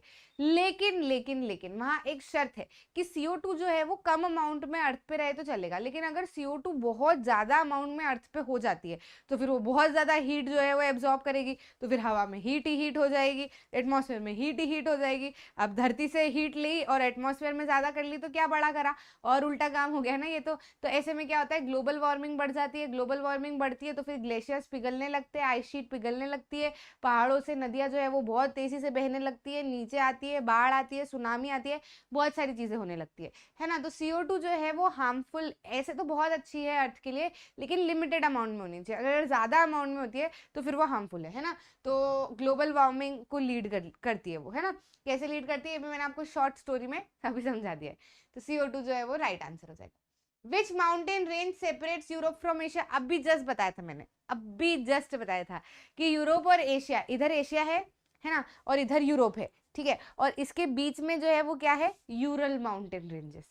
ठीक, कौन सी है, यूरल माउंटेन रेंजेस। तो दिख रहा है हिमालयाज, एंड्स, यूरल और एल्प्स, तो यूरल ये रहा। अच्छा, एंड्स कहाँ पे पाया जाता है, ये जरा कमेंट सेक्शन में आप बताओ, कहाँ पे पाया जाता है, कौन से कॉन्टिनेंट में पाया जाता है, और उस कॉन्टिनेंट की कौन सी डायरेक्शन तक एंड रेंजेस जाती है। मैंने बताया आपको, मना नहीं कर सकते आप, जब मैंने कॉन्टिनेंट पढ़ाया है इस चैप्टर में तो उसमें हमने पढ़ा है। हिंट दे देती हूँ, चलो ए से उस कॉन्टिनेंट का नाम है ना। अब आगे जो है वो आपको बताना पड़ेगा यार, देखो इतना सारा मैं बता रही हूँ तो फिर थोड़ा बहुत तो टेस्ट आपका भी बनता है। ठीक, तो कमेंट में मेरे को दिखना चाहिए भाई कि एंड्स जो है ये कहाँ पे पाया जाता है। बाकी अभी इसका आंसर जो है वो क्या हो जाएगा, यूरल्स, या फिर यूरल माउंटेन रेंजेस भी वो कई बार दे देते हैं, बट नाम अपने को ध्यान में रखना है। The first women climber on the peak of mount Everest is, सबसे पहली वुमेन क्लाइंबर जो कि माउंट एवरेस्ट तक पहुंची थी, इंडियन नहीं बोला है। अगर यहाँ पे इंडियन, फर्स्ट इंडियन वुमेन बोलते तो हम क्या नाम लिखते ये आपको बताना है। बाकी अभी यहाँ पे फर्स्ट वुमेन बोला है, मतलब ऑल ओवर द वर्ल्ड में पहली महिला जो माउंट एवरेस्ट तक पहुंची थी वो कौन थी, जुंको तेबई। ठीक है, कौन थी, जुंको तेबई। अच्छा, इंडिया के रिस्पेक्ट में अगर पूछा जाए तो फिर आपको नाम जो है वो कमेंट सेक्शन में बताना है। तो ये दो आपके होमवर्क है। ठीक, कमेंट सेक्शन में को दिखना चाहिए कि फर्स्ट एवर इंडियन वुमेन कौन थी जो माउंट एवरेस्ट तक पहुंची थी, साथ ही साथ में ये जो एंड्स रेंजेस हैं ये कौन से कॉन्टिनेंट में है और कौन सी डायरेक्शन तक जाती है। ठीक, the Arctic circle passes through, इनमें से कौन से कॉन्टिनेंट से आर्कटिक सर्कल जाता है। तो आर्कटिक सर्कल को हम इमेजिन करते हैं, आर्कटिक सर्कल किधर आता है, ऊपर, सबसे ऊपर, है ना, सबसे ऊपर हमको आर्कटिक सर्कल दिखेगा। तो कौन कौन से कॉन्टिनेंट जो है वो सबसे ऊपर हमको दिखते हैं, तो एशिया भी दिखता है, यूरोप भी दिखता है और नॉर्थ अमेरिका भी दिखता है, और उसकी जो ऊपर की बाउंड्री है वो ऑलमोस्ट सेम है ना। तो अगर जाएगा तो तीनों से जाएगा, और अगर नहीं जाएगा तो तीनों से नहीं जाएगा, ये जाहिर सी बात है। वर्ल्ड मैप को थोड़ा सा अगर हम इमेजिन करते हैं तो तीनों जो है वो हमको दिख रहे हैं ऑप्शन में, और लास्ट में ऑल ऑफ दीज भी दिख रहा है, तो ऑल ऑफ दीज जो है वो क्या हो जाएगा, हमारा राइट आंसर हो जाएगा। ठीक, विच of the following is not an ocean, इनमें से कौन सा ओशन नहीं है। तो ओशन कौन कौन से थे, Pacific, Atlantic, Indian, Arctic, southern ocean, है ना, ये 5 ओशन हमने पढ़े थे। ठीक, अब यहाँ पे कौन कौन से दिख रहे हैं, इंडियन दिख रहा है, पैसिफिक दिख रहा है, एंटार्कटिक तो कुछ और है, क्या है एंटार्कटिक, एंटार्क्टिका है ना, अपना कॉन्टिनेंट है वो तो एंटार्क्टिक कोई वो कुछ थोड़े होता है, एंटार्क्टिक सर्कल जरूर होता है ना, जैसे ऊपर आर्कटिक सर्कल है ऐसे नीचे एंटार्क्टिक सर्कल है। बाकी एंटार्क्टिक कोई ओशन नहीं है ना। अटलांटिक जरूर ओशन है, तो आंसर जो है वो नॉट ओशन पूछा है तो हम सी टिक कर देंगे। A narrow strip of land joining two land masses is called, ऐसी नैरो स्ट्रिप ऑफ लैंड जो कि दो लैंड मासेस को ज्वाइन करती है वो क्या कहलाती है? मैंने आपको बताया है कि नॉर्थ अमेरिका था इधर और नीचे साउथ अमेरिका था, तो नॉर्थ अमेरिका से साउथ अमेरिका जो है वो जुड़ते हुए एक पतली सी पट्टी थी, मैप पे वो हमको पतली दिख रही है, बाकी रियल में वो अच्छी खासी है वो पट्टी, है ना। तो वो पट्टी क्या कर रही है, दो लैंड मास को जोड़ रही है। तो जो दो लैंड मास को पट्टी जोड़ती है, जो खुद भी एक लैंड मास ही होती है, वो क्या कहलाती है? इस्थमस कहलाती है। क्या कहलाती है? इस्थमस कहलाती है। अब नॉर्थ अमेरिका और साउथ अमेरिका को जोड़ने वाली पट्टी को हम इस्थमस ऑफ पनामा बोलते हैं, उस इस्थमस का हमने नाम दे दिया पनामा। ठीक, ऐसे इस्थमस जो है वो सिर्फ साउथ अमेरिका नॉर्थ अमेरिका को जोड़ने वाले नहीं है, बहुत सारी जगह पे है। तो अब हर जगह को हम इस्थमस इस्थमस बोलेंगे तो हमको कैसे समझ आएगा कि किन दो की बात हो रही है? तो हम नॉर्थ अमेरिका साउथ अमेरिका वाले को हमने इस्थमस ऑफ पनामा दे दिया, बाकी हर जगह के इस्थमस को हम इस्थमस ऑफ जो भी है वो हम नाम वहां का रख देते हैं। बाकी यहाँ पे अभी नॉर्थ अमेरिका साउथ अमेरिका की बात नहीं की है, यहाँ पे सिर्फ क्या बोला है, दो लैंड मास को जोड़ने वाली जो नैरो स्ट्रिप ऑफ लैंड होती है उसको क्या कहते हैं? तो सिंपली उसको क्या कहते हैं? इस्थमस कहते हैं। ठीक, इस्थमस जो है वो नैरो स्ट्रिप ऑफ लैंड होती है। अच्छा, स्ट्रेट क्या होता है अभी आपको बताना है। ठीक है, स्ट्रेट क्या होता है? जब भी आप पढ़ाई कर रहे हो, जब भी आप कुछ कर रहे हो, आपको एक्स्ट्रा में अगर कोई ऑप्शंस दिख रहे हैं कि ऐसी चीज दिख रही है जिससे आपका कंसेप्ट जो है वो रिवाइज हो सकता है, तो बिल्कुल उसको मत छोड़ना, उसको इग्नोर बिल्कुल नहीं करना है, हमको उसको भी रिवाइज करते जाना है। मान लो इस्थमस की जगह पे आप स्ट्रेट पूछ लेते तो ठीक, तो स्ट्रेट जो है वो आपको बताना है। हिंट में दे देती हूँ, हिंट में दे देती हूँ कि स्ट्रेट कहाँ कहाँ पे मिलता है। एक तो इंडिया और श्रीलंका के बीच में हमको स्ट्रेट दिखता है, पाक स्ट्रेट उसका नाम है ना। एक बेरिंग स्ट्रेट भी है जिसकी हमने बात की थी। ठीक, तो हाँ, ये वाले पैसिफिक और जो आर्कटिक ओशन को जो है वो ज्वाइन करता है वो वाला, है ना। तो ये स्ट्रेट है, तो अब वो क्या कर रहा है, मैंने पूरी की पूरी हिंट दे दी आपको अब ये पैसिफिक और ओशन का नाम लेके भी, तो इसका काम आपको बताना है ना। ठीक है, स्ट्रेट क्या होता है इससे बस मैंने आपको बता दिया है। Which longest river flows through Africa, Africa से कौन सी सबसे लंबी रिवर जाती है? अच्छा, लॉन्गेस्ट और लार्जेस्ट में कोई कंफ्यूजन तो नहीं है? देखो मैं यहाँ पे ड्रॉ कर देती हूँ, अगर लॉन्गेस्ट कहा जाए तो लॉन्गेस्ट कैसा होगा? ऐसा, मतलब बहुत लंबा, ठीक है। लेकिन अगर लार्जेस्ट कहा जाए,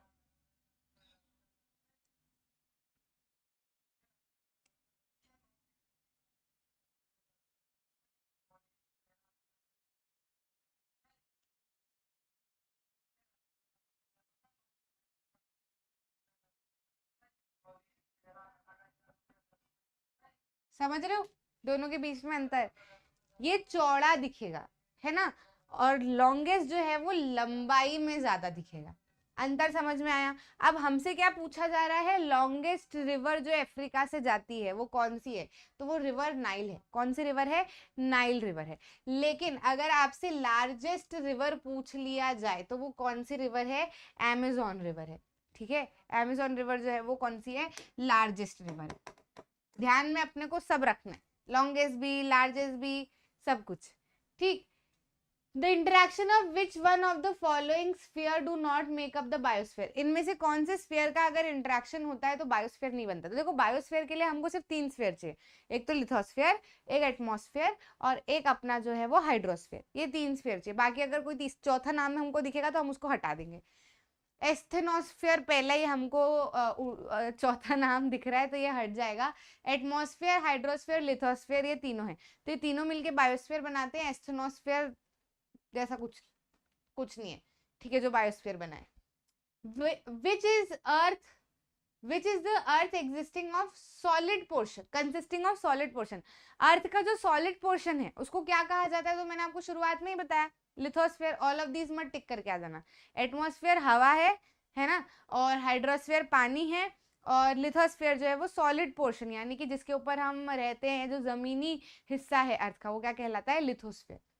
ठीक है, पत्थर वाला जो हिस्सा है।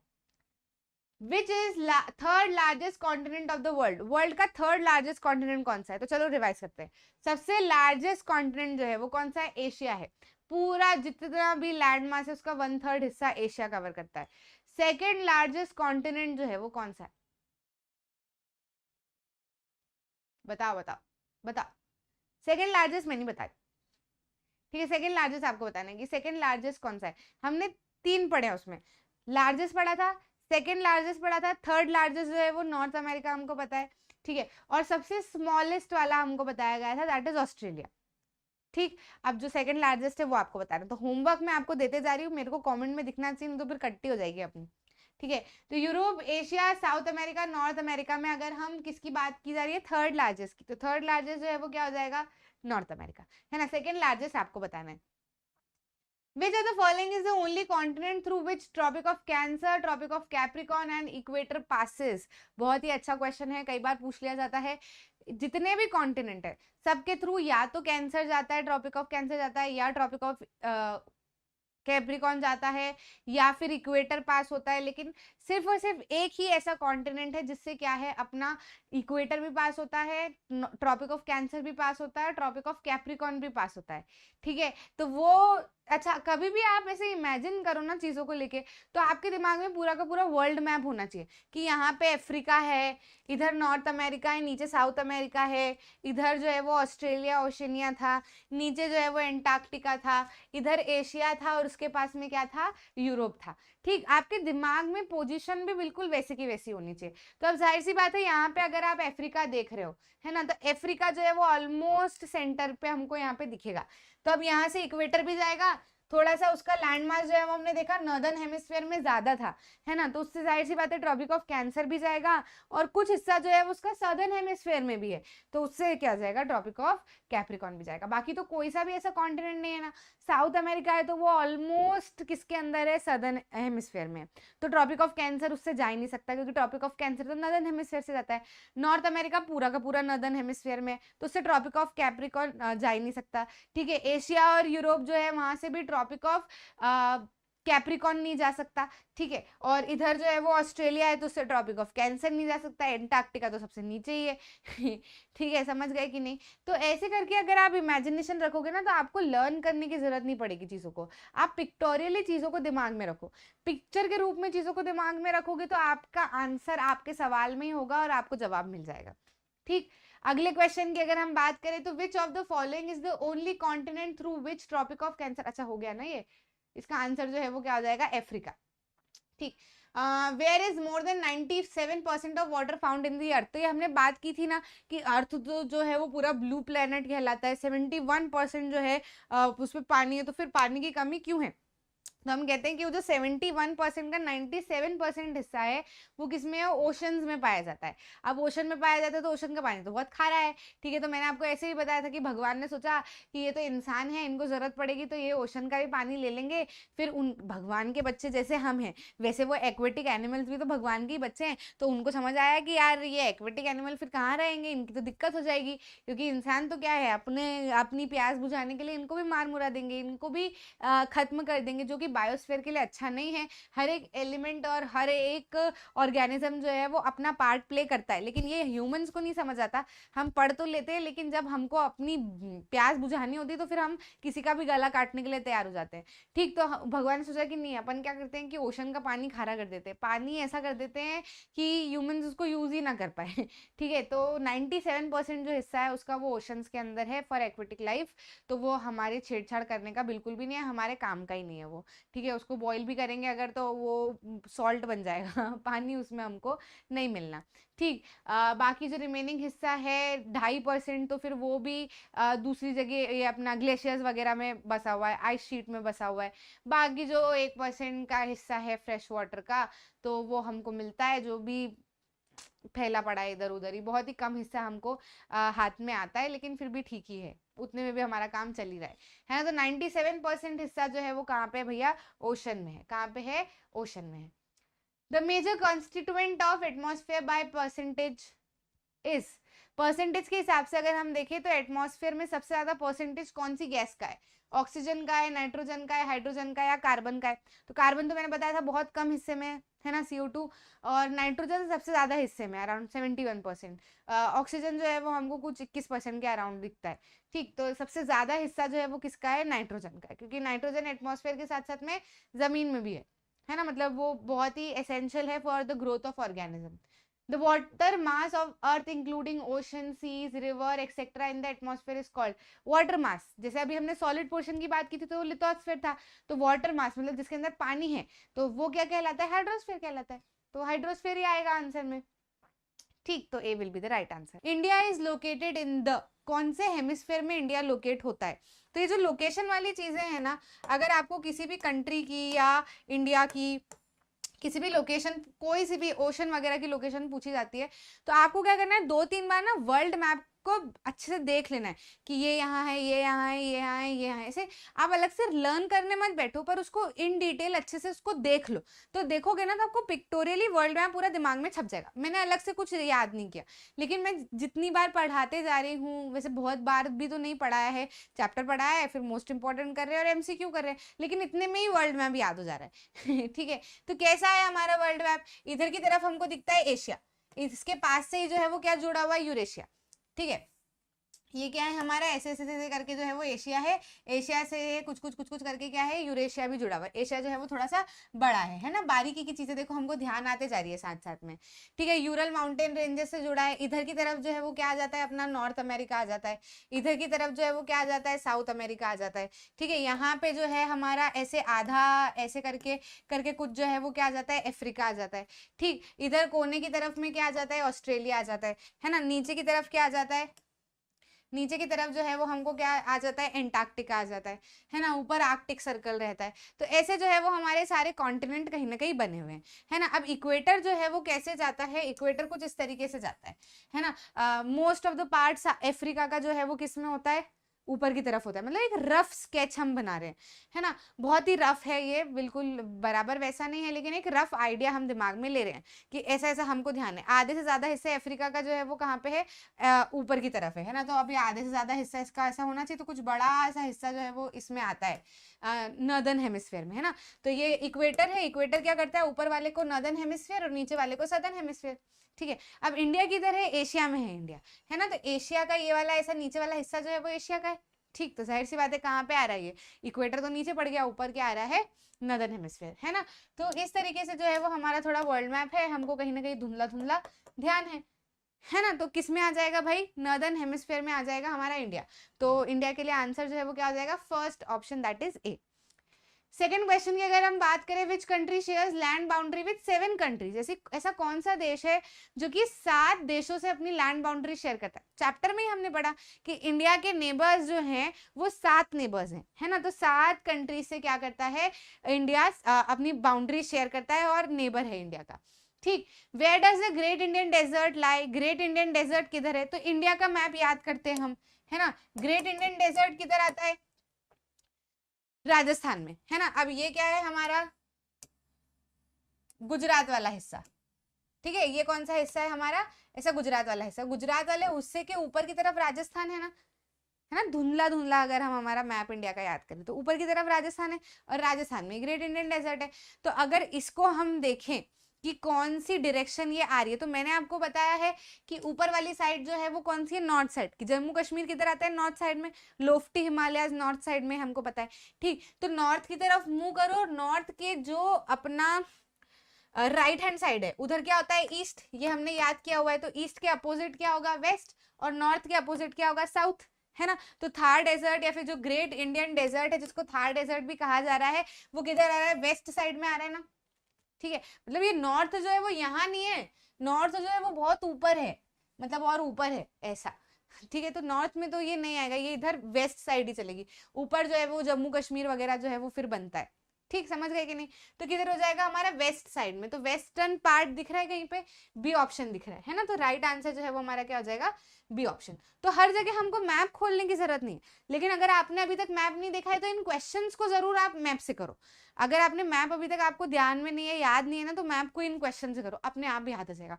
वेस्टर्न पार्ट में आ रहा है, अच्छा ये ऊपर आ रहा है, ये नीचे आ रहा है, तो पूरा मैप याद हो जाएगा। ऐसे क्वेश्चन आप मैप के साथ में अटेम्प्ट करो। What lies to the south of Northern Plains of India, Northern Plains of India की साउथ डायरेक्शन में क्या है, ये कुछ भी अलग से नहीं है, हाँ ये सारा आपकी एनसीईआरटी में लिखा हुआ है। नॉर्दर्न प्लेन्स की हम बात करते हैं, ये जो है हमारा जम्मू एंड कश्मीर वाला इलाका है ना। फिर यहाँ से जो है वो ऐसे ईस्टर्न साइड जाती है, इधर की तरफ से जो है वो हमारा वेस्टर्न साइड, यहाँ से जो है ऐसे करके गुजरात आ जाता है। ठीक है, ध्यान आ रहा है कि नहीं। ऐसा करके कुछ एक रफ डायग्राम अगर हम बनाए, बिल्कुल एग्जैक्टली वैसे नहीं, रफ डायग्राम की अगर मैं बात करूं तो ये कुछ हमारा ऊपर ऊपर का इंडिया का मैप है ना। तो ये वाला हिस्सा जो है पूरा, ये क्या कहलाता है, नदर्न हेमिस्फीयर, बताया है मैंने आपको। अब नदर्न हेमिस्फीयर के साउथ में यानी नदर्न हेमिस्फीयर के नीचे, तो नदर्न हेमिस्फीयर के नीचे वाला हिस्सा कैसा दिखता है, साउथ वाले हिस्से की अगर हम बात करें तो बस यहाँ से ये ऐसा वाला हिस्सा बन जाएगा ना, ये गुजरात आ जाएगा, और ये है ना नदर्न हेमिस्फीयर यहाँ ऊपर है। तो नदर्न हेमिस्फीयर के साउथ वाला हिस्सा कैसा है, पेनिनसुला, पेनिनसुला है ना, ये बताया था मैंने। तो पेनिनसुलर प्लेट्यू कहीं दिख रहे हैं, great Indian desert, peninsular plateau, B option हमको यहाँ पे दिख रहा है, ठीक है। तो बी ऑप्शन जो है वो यहाँ पे राइट आंसर हो जाएगा। बस आपको क्या करना है, पोजीशंस अगर पूछी जाए आपको या लोकेशंस अगर पूछी जाए तो आप मैप पूरी तरीके से दिमाग में रखो, याद मत करो, ठीक है। मैप दिमाग में रखो कहाँ पे क्या है, क्वेश्चन को आप बोलते टुकड़े में करने की कोशिश करो कि ये नॉर्दर्न हेमिस्फीयर है, इसका साउथ यानी कि नीचे बोल रहा है तो नीचे ही आ जाएगा ऐसा, ठीक है। For every 1 degree of longitude the local time changes by 4 minute. 1 degree of longitude पे लोकल टाइम जो है वो 4 मिनट से बदलता है, बिल्कुल सही बात है। तो ट्रू या फॉल्स, तो जाहिर सी बात है ट्रू, ये तो हम पढ़ के आए हैं, ग्लोब लैटिट्यूड लॉन्गिट्यूड में भी पढ़ा है और आवर कंट्री इंडिया में भी पढ़ा है ना। Where do the rivers Mahanadi Godavari Krishna and Kaveri drain, Mahanadi Godavari Krishna and Kaveri कहाँ पे ड्रेन करते हैं। तो देखो हमने रिवर्स जो है वो 2 तरीके की पढ़ी, ठीक है। ये हमारा गुजरात वाला हिस्सा है, ठीक है, इस तरीके से ये नीचे वाला हमारा हिस्सा है ना, मतलब पेनिनसुलर वाला हिस्सा।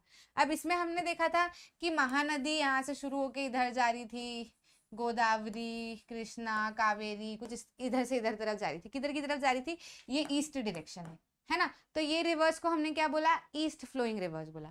वहीं नर्मदा और तापी जो है वो कुछ सह्याद्री से इधर की तरफ आ रही थी, है ना। तो ये कौन सी रिवर्स थी, वेस्ट फ्लोइंग, एग्जैक्टली वैसा नहीं है पर एक धुंधला धुंधला सा आइडिया में दे रही हूँ। तो ये कौन सी रिवर्स है, वेस्ट फ्लोइंग रिवर्स है, ठीक। तो ये क्या बोल रहे हैं, महानदी गोदावरी कृष्णा और कावेरी कहाँ पे ड्रेन करते हैं, तो इधर की तरफ ड्रेन कर रहे थे ना वो ऐसे ऐसे ऐसे ऐसे। तो ये वाला हिस्सा जो है वो कौन सा हिस्सा है, ईस्टर्न घाट, है ना, ईस्टर्न घाट है कि ऑप्शन में क्या दे रखा है, western Ghat, Lakshadweep, bay of Bengal. तो वेस्टर्न घाट तो इधर वाला है, तो इधर तो ये जा ही नहीं रही, इधर तो नर्मदा और तापी जाती है ना। ये या तो ईस्टर्न घाट हो या फिर बे ऑफ बंगाल हो, है ना। इधर की तरफ क्या है, यहाँ पे सुंदरबन डेल्टा है और इधर क्या है, बे ऑफ बंगाल है ना। तो बे ऑफ बंगाल दिख रहा है, लक्षद्वीप जो है वो तो इधर आता है, समझ गए कि नहीं समझ गए। तो किधर हो जाएगा अपना, बे ऑफ बंगाल की तरफ क्या कर रही है, ये वाली रिवर्स जो है वो ड्रेन कर रही है। अब इनमें वो east flowing west flowing river भी बोल सकते हैं, तो ये कौन सी है, ईस्ट फ्लोइंग रिवर्स है, बे ऑफ बंगाल में ड्रेन करती है या फिर अंडमान निकोबार की साइड पे ड्रेन करती है, ये भी आप बोल सकते हो, ठीक। अभी ऑप्शन के हिसाब से बे ऑफ बंगाल जो है वो सही जवाब होगा, clear. The Indian island in the Arabian sea is known as, Arabian sea में जो इंडियन आइलैंड है वो कौन सा है। तो ध्यान रखो, ध्यान कैसे रखना है, अपना ये जो पेनिनसुला वाला हिस्सा है ना, तो इधर की तरफ क्या है, बे ऑफ बंगाल है और इधर की तरफ क्या है, अरेबियन सी है ना। अब एक आइलैंड इधर है और एक आइलैंड इधर है, आइलैंड हमारे पास में 2, एक लक्षद्वीप है और बे ऑफ बंगाल है। तो अभी मैंने बताया था ना कि अंडमान निकोबार किधर आता है, बे ऑफ बंगाल की तरफ, अंडमान एंड निकोबार इधर आता है, ठीक है। और लक्षद्वीप जो है वो किधर आता है, अरेबियन सी की तरफ आता है, समझ गए कि नहीं। तो ये डायरेक्शन क्या बोल रहा है, अरेबियन सी की तरफ, तो कौन सा आएगा, लक्षद्वीप, ठीक। ध्यान रहेगा, दिक्कत तो नहीं आएगी, लक्षद्वीप राइट आंसर है। अब बात करें in which direction of India is the Himalayas located. तो हिमालयाज चैप्टर हमारा शुरू होता है जहां पे हम ज्योग्राफिकल एक्सपेंशन की बात करते हैं, वहीं पे वो बताता है in the north lies the Loftie Himalayas, in the east अलग अलग लोकेशन बताता है, इधर वेस्ट साइड में अलग लोकेशन बताता है, साउथ साइड में अलग लोकेशन बताता है, ठीक है। तो ऐसे करके वो पूरी पूरी डिफाइन करता है। नॉर्थ साइड का ध्यान है कि नहीं ध्यान है, हिमालयाज की बात होती है तो नॉर्थ साइड में क्या आएंगे, हिमालयाज। तो हिमालयाज पूछ रहे हैं और नॉर्थ ऑप्शन में दिया है, तो राइट आंसर जो है वो क्या हो जाएगा, नॉर्थ, ठीक। Standard meridian of India is the longitude of, standard meridian of India कौन सा लॉन्गिट्यूड लिया है। तो हमने क्या बोला कि भैया यार जिस हिसाब से हमारा इंडिया की बनावट है ना, तो यहाँ से अगर हम यहाँ तक अरुणाचल, इधर अरुणाचल प्रदेश बहुत कोने पे आता है ना, तो अरुणाचल प्रदेश का देखें तो ये वाला लॉन्गिट्यूड और ये वाले लॉन्गिट्यूड में तो हमको 29 डिग्री का अंतर देखने को मिल रहा है। 29 डिग्री का अंतर, हर डिग्री से 4 मिनट, यानी कि करीब 4 9 जा कितना होता है 36, और ये 3 4 2 जा 8 9 10 11, तो 116 मिनट के अराउंड जो है अंतर हमको यहाँ पर देखने को मिल रहा है ना। तो 116 मिनट अराउंड जो है वो क्या आ जाएगा 1 आवर 46 मिनट या फिर 45 मिनट भी इसको माना जाता है। ठीक है, तो 1.5 घंटे से भी ज्यादा का डिफरेंस जो है वो हमको यहाँ पे देखने को मिलेगा इन दोनों के बीच में। तो हमने बोला ये तो दिक्कत हो जाएगी यार, ट्रेन वेन के टाइम टेबल बनाने में दिक्कत है, तो क्या करें हम, बीच का जो लॉन्गिट्यूड है यानी कि 82 डिग्री 30 मिनट ईस्ट वाला जो लॉन्गिट्यूड है उसको हम क्या मान लेते हैं स्टैंडर्ड, इंडियन स्टैंडर्ड टाइम। इस लॉन्गिट्यूड पे जो भी समय हो रहा होगा पूरे इंडिया भर में वो समय ही माना जाएगा। तो कौन सा लॉन्गिट्यूड था 82 डिग्री 30 मिनट ईस्ट।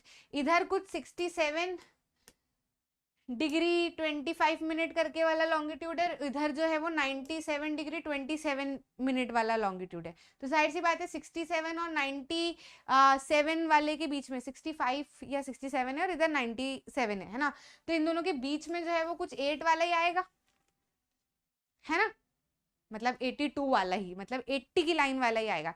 8 अगर यहाँ पे ऑप्शन में बोल रहे हैं तो 8 तो इसके भी उधर हो जाएगा, मतलब ये तो पहली बात तो नॉर्थ है, तो ये नॉर्थ है तो ये तो लैटिट्यूड ही है, लॉन्गिट्यूड ये है ही नहीं, है ना, ये नीचे वाला लैटिट्यूड है हमारा, तो ये तो होना ही नहीं है ऑप्शन में। और 97 वाला तो हमको पता है, अगर हम एक्सटेंड देखें लॉन्गिट्यूडनल एक्सटेंड तो इधर वाला लॉन्गिट्यूड की बात हो रही है, तो उसको तो हमने इंडियन स्टैंडर्ड टाइम माना ही नहीं है। तो या तो आपको इन डिटेल पूरी चीज पता हो या फिर आपको कंसेप्ट थोड़े बहुत क्लियर हो कि ये तो हो ही नहीं सकता, ये है ही नहीं, ये भी नहीं है, तो बचा क्या, तो वो आप ऑप्शन भी आप टिक कर सकते हो। ऐसा तो थोड़ा सा लॉजिकली चीजों में दिमाग लगा के अगर हम करेंगे तो भी आंसर हमको बन जाएंगे। ठीक, तो आंसर क्या हो जाएगा 82 डिग्री 30 मिनट ईस्ट।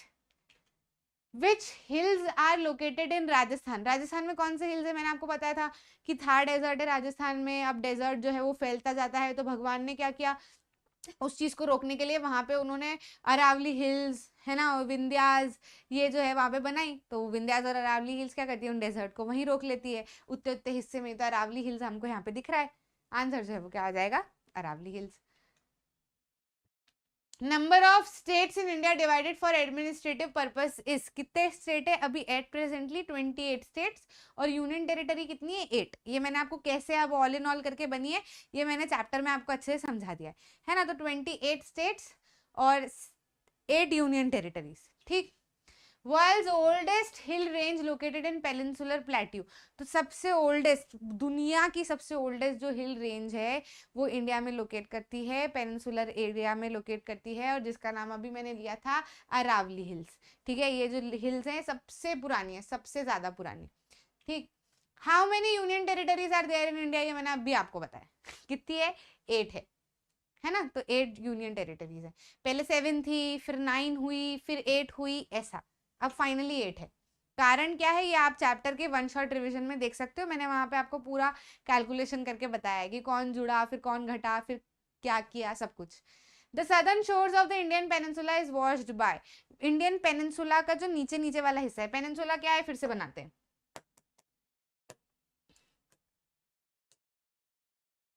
ये क्या है पेनिनसुला, है ना। अब पेनिनसुला का सदर्न शोर मतलब नीचे वाला हिस्सा, है ना, ये जो पूरा हिस्सा है, ये शोर्स कौन से ओशन का पानी यहाँ तक आता है, इन चारों में से। तो जाहिर सी बात है ना, इंडियन ओशन का नाम जो है वो इंडिया के ऊपर ही रखा हुआ है। वर्ल्ड मैप दिमाग में रखो, वर्ल्ड मैप याद में आ रहा है ना। अगर इसी को हम छोटा करते हैं तो कुछ इस तरीके से इंडिया का नीचे वाला हिस्सा यहाँ पर है, और ये पूरा एशिया है इधर, यहाँ पर जो है वो हमारा अफ्रीका आ जाता है, इधर की तरफ जो है वो हमारा दूसरे देश आ जाते हैं, ऑस्ट्रेलिया की बाउंड्री आ जाती है, और यहाँ पे हम देख सकते हैं ट्राइंगुलर करके इंडियन ओशन पूरा, ट्राइंगुलर शेप में इंडियन ओशन पूरा है ना। तो इंडियन ओशन का पानी जाएगा यहाँ तक। तो ठीक, याद आ रहा है कि नहीं आ रहा है, तो आंसर जो है वो इन चारों में से भी क्या हो जाएगा, इंडियन ओशन हो जाएगा। ठीक है, नेक्स्ट क्वेश्चन की बात करते हैं, where is the bay of Bengal. Bay of Bengal किधर है, बे ऑफ बंगाल अभी मैंने बताया उधर की साइड है, वो डायरेक्शन कौन सी है, ईस्ट, या कहे तो ईस्टर्न घाट भी उधर आ जाते हैं। अगर घाट के टर्म्स में बोले तो ईस्ट ऑफ ईस्टर्न घाट्स भी बोल सकते हैं, बाकी घाट वाट का पूछा नहीं है इन्होंने, सिर्फ ईस्ट डायरेक्शन बोली हुई है, तो ईस्ट डायरेक्शन टिक कर देते हैं, है ना। तो ऑप्शन ए जो है वो राइट ऑप्शन हो जाएगा। What is the longitudinal extent of India from west to east, यहाँ से यहाँ तक का लॉन्गिट्यूडनल एक्सटेंट इंडिया का कौन सा, अभी बताया था मैंने 67 68 डिग्री 7 मिनट ईस्ट और 97 डिग्री 25 मिनट ईस्ट, है ना। ये क्या है, लॉन्गिट्यूडनल। इधर वाला जो लॉन्गिट्यूड है गुजरात कच्छ साइड वाला, वो कितना है 68 डिग्री 7 मिनट का, और इधर अरुणाचल प्रदेश वाला जो लॉन्गिट्यूड है ना, वो कितने का है 97 डिग्री 25 मिनट ईस्ट। ठीक, अच्छा, लैटिट्यूडनल एक्सटेंट कौन सा इंडिया का, ये आपको बताना है। नीचे का मैं बता देती हूँ कि नीचे का लैटिट्यूड जो है वो 8 डिग्री 4 मिनट नॉर्थ का है ना। और इतना ही बता रही हूँ, फिर ज्यादा बताऊंगी तो फिर आपको आंसर ही मिल जाएगा। ऊपर वाले का अब आपको बताना है कि ऊपर वाला लॉन्गिट्यूड कौन सा, मतलब नॉर्थ साइड वाला लॉन्गिट्यूड, मतलब सॉरी नॉर्थ साइड वाला लैटिट्यूड जो है इंडिया का, उसकी क्या डिग्री है। ठीक, यहाँ पे आंसर जो है अभी क्या हो जाएगा, A. The west flowing river is, west flowing river कौन सी, अब भी जस्ट बताया था मैंने। वेस्ट फ्लोइंग रिवर कौन सी, जो वेस्ट साइड फ्लो कर रही है, मतलब यहाँ से कहीं वेस्ट की तरफ जाएगी, तो दो रिवर ही जाती है वेस्ट की तरफ, है ना, नर्मदा, नर्मदा और तापी, है ना। तो नर्मदा और तापी में से कोई दिख रहा है, तापी दिख रही है, तापी राइट आंसर हो जाएगा। ईस्ट फ्लोइंग रिवर्स कौन सी होती है, जो ईस्ट की तरफ जा रही है, इधर की तरफ बह रही है। तो 4 रिवर्स बहती है, महानदी, कृष्णा, कावेरी और गोदावरी। ठीक है, महानदी, गोदावरी, कृष्णा, कावेरी के नाम से भी आप याद रख सकते हो। ये कौन सी है, वेस्ट फ्लोइंग रिवर। कोई सी दिख रही है उनमें से, नर्मदा, तापी, कृष्णा, कृष्णा दिख रही है, तो Krishna will be the right answer. ठीक है, ईस्ट फ्लोइंग रिवर 4 है ना, और वेस्ट फ्लोइंग रिवर 2 है, जो आपके सिलेबस में, ऐसे तो बहुत सारी है लेकिन आपके सिलेबस में इतनी है। ठीक, name the world largest delta, world का लार्जेस्ट डेल्टा, पूरे वर्ल्ड का लार्जेस्ट डेल्टा कौन सा डेल्टा है, मतलब जहाँ पे आके रिवर्स जो है वो मिलने वाली रहती है और फिर एकदम खुल जाती है ट्रिब्यूटरीज में, फिर समुद्र में विलीन हो जाती है। तो वो सबसे बड़ा डेल्टा कौन सा है, सुंदरबन डेल्टा भी कह सकते हो उसको, गंगा ब्रह्मपुत्र डेल्टा भी कह सकते हो उसको, गैंग्स डेल्टा भी कह सकते हो उसको, है ना, सुंदरबन डेल्टा भी कह सकते हो उसको, बंगाल डेल्टा भी कह सकते हो उसको। तो सारे के सारे नाम उसी के, तो all of these will be the right answer. अच्छा, ये क्वेश्चन मैंने खुद से बनाया है, क्यों बनाया है, ताकि आपको ये सारे नाम पता हो। लोगों को ऐसा लगता है गंगा ब्रह्मपुत्र और सुंदरबन डेल्टा अलग है, पर ऐसा नहीं है। गंगा ब्रह्मपुत्र, सुंदरबन डेल्टा, बंगाल डेल्टा या फिर गैंग्स डेल्टा बोलो, कुछ भी बोलो आप, एक ही बात है ना। और वर्ल्ड्स लार्जेस्ट डेल्टा है।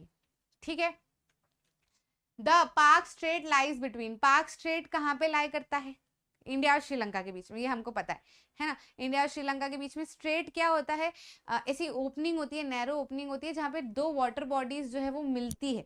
ठीक है, तो इंडिया ऐसा है और उसके नीचे श्रीलंका है ना, इंडिया ऐसा है और उसके नीचे श्रीलंका है, तो उसके बीच में छोटा सा हमको गैप दिखता है ना, वहां पे जमीन नहीं है। ठीक है, वहां से पानी बहता है, तो उन दोनों के बीच में जो पानी बहता है वो इधर से अरेबियन सी का पानी इसको मिक्स हो जाता है, इधर बे ऑफ बंगाल का पानी मिक्स हो जाता है, तो अरेबियन सी और बे ऑफ बंगाल का पानी यहाँ पे आके मिलता है, यानी कि 2 वाटर बॉडीज यहाँ पे आके मिलती है।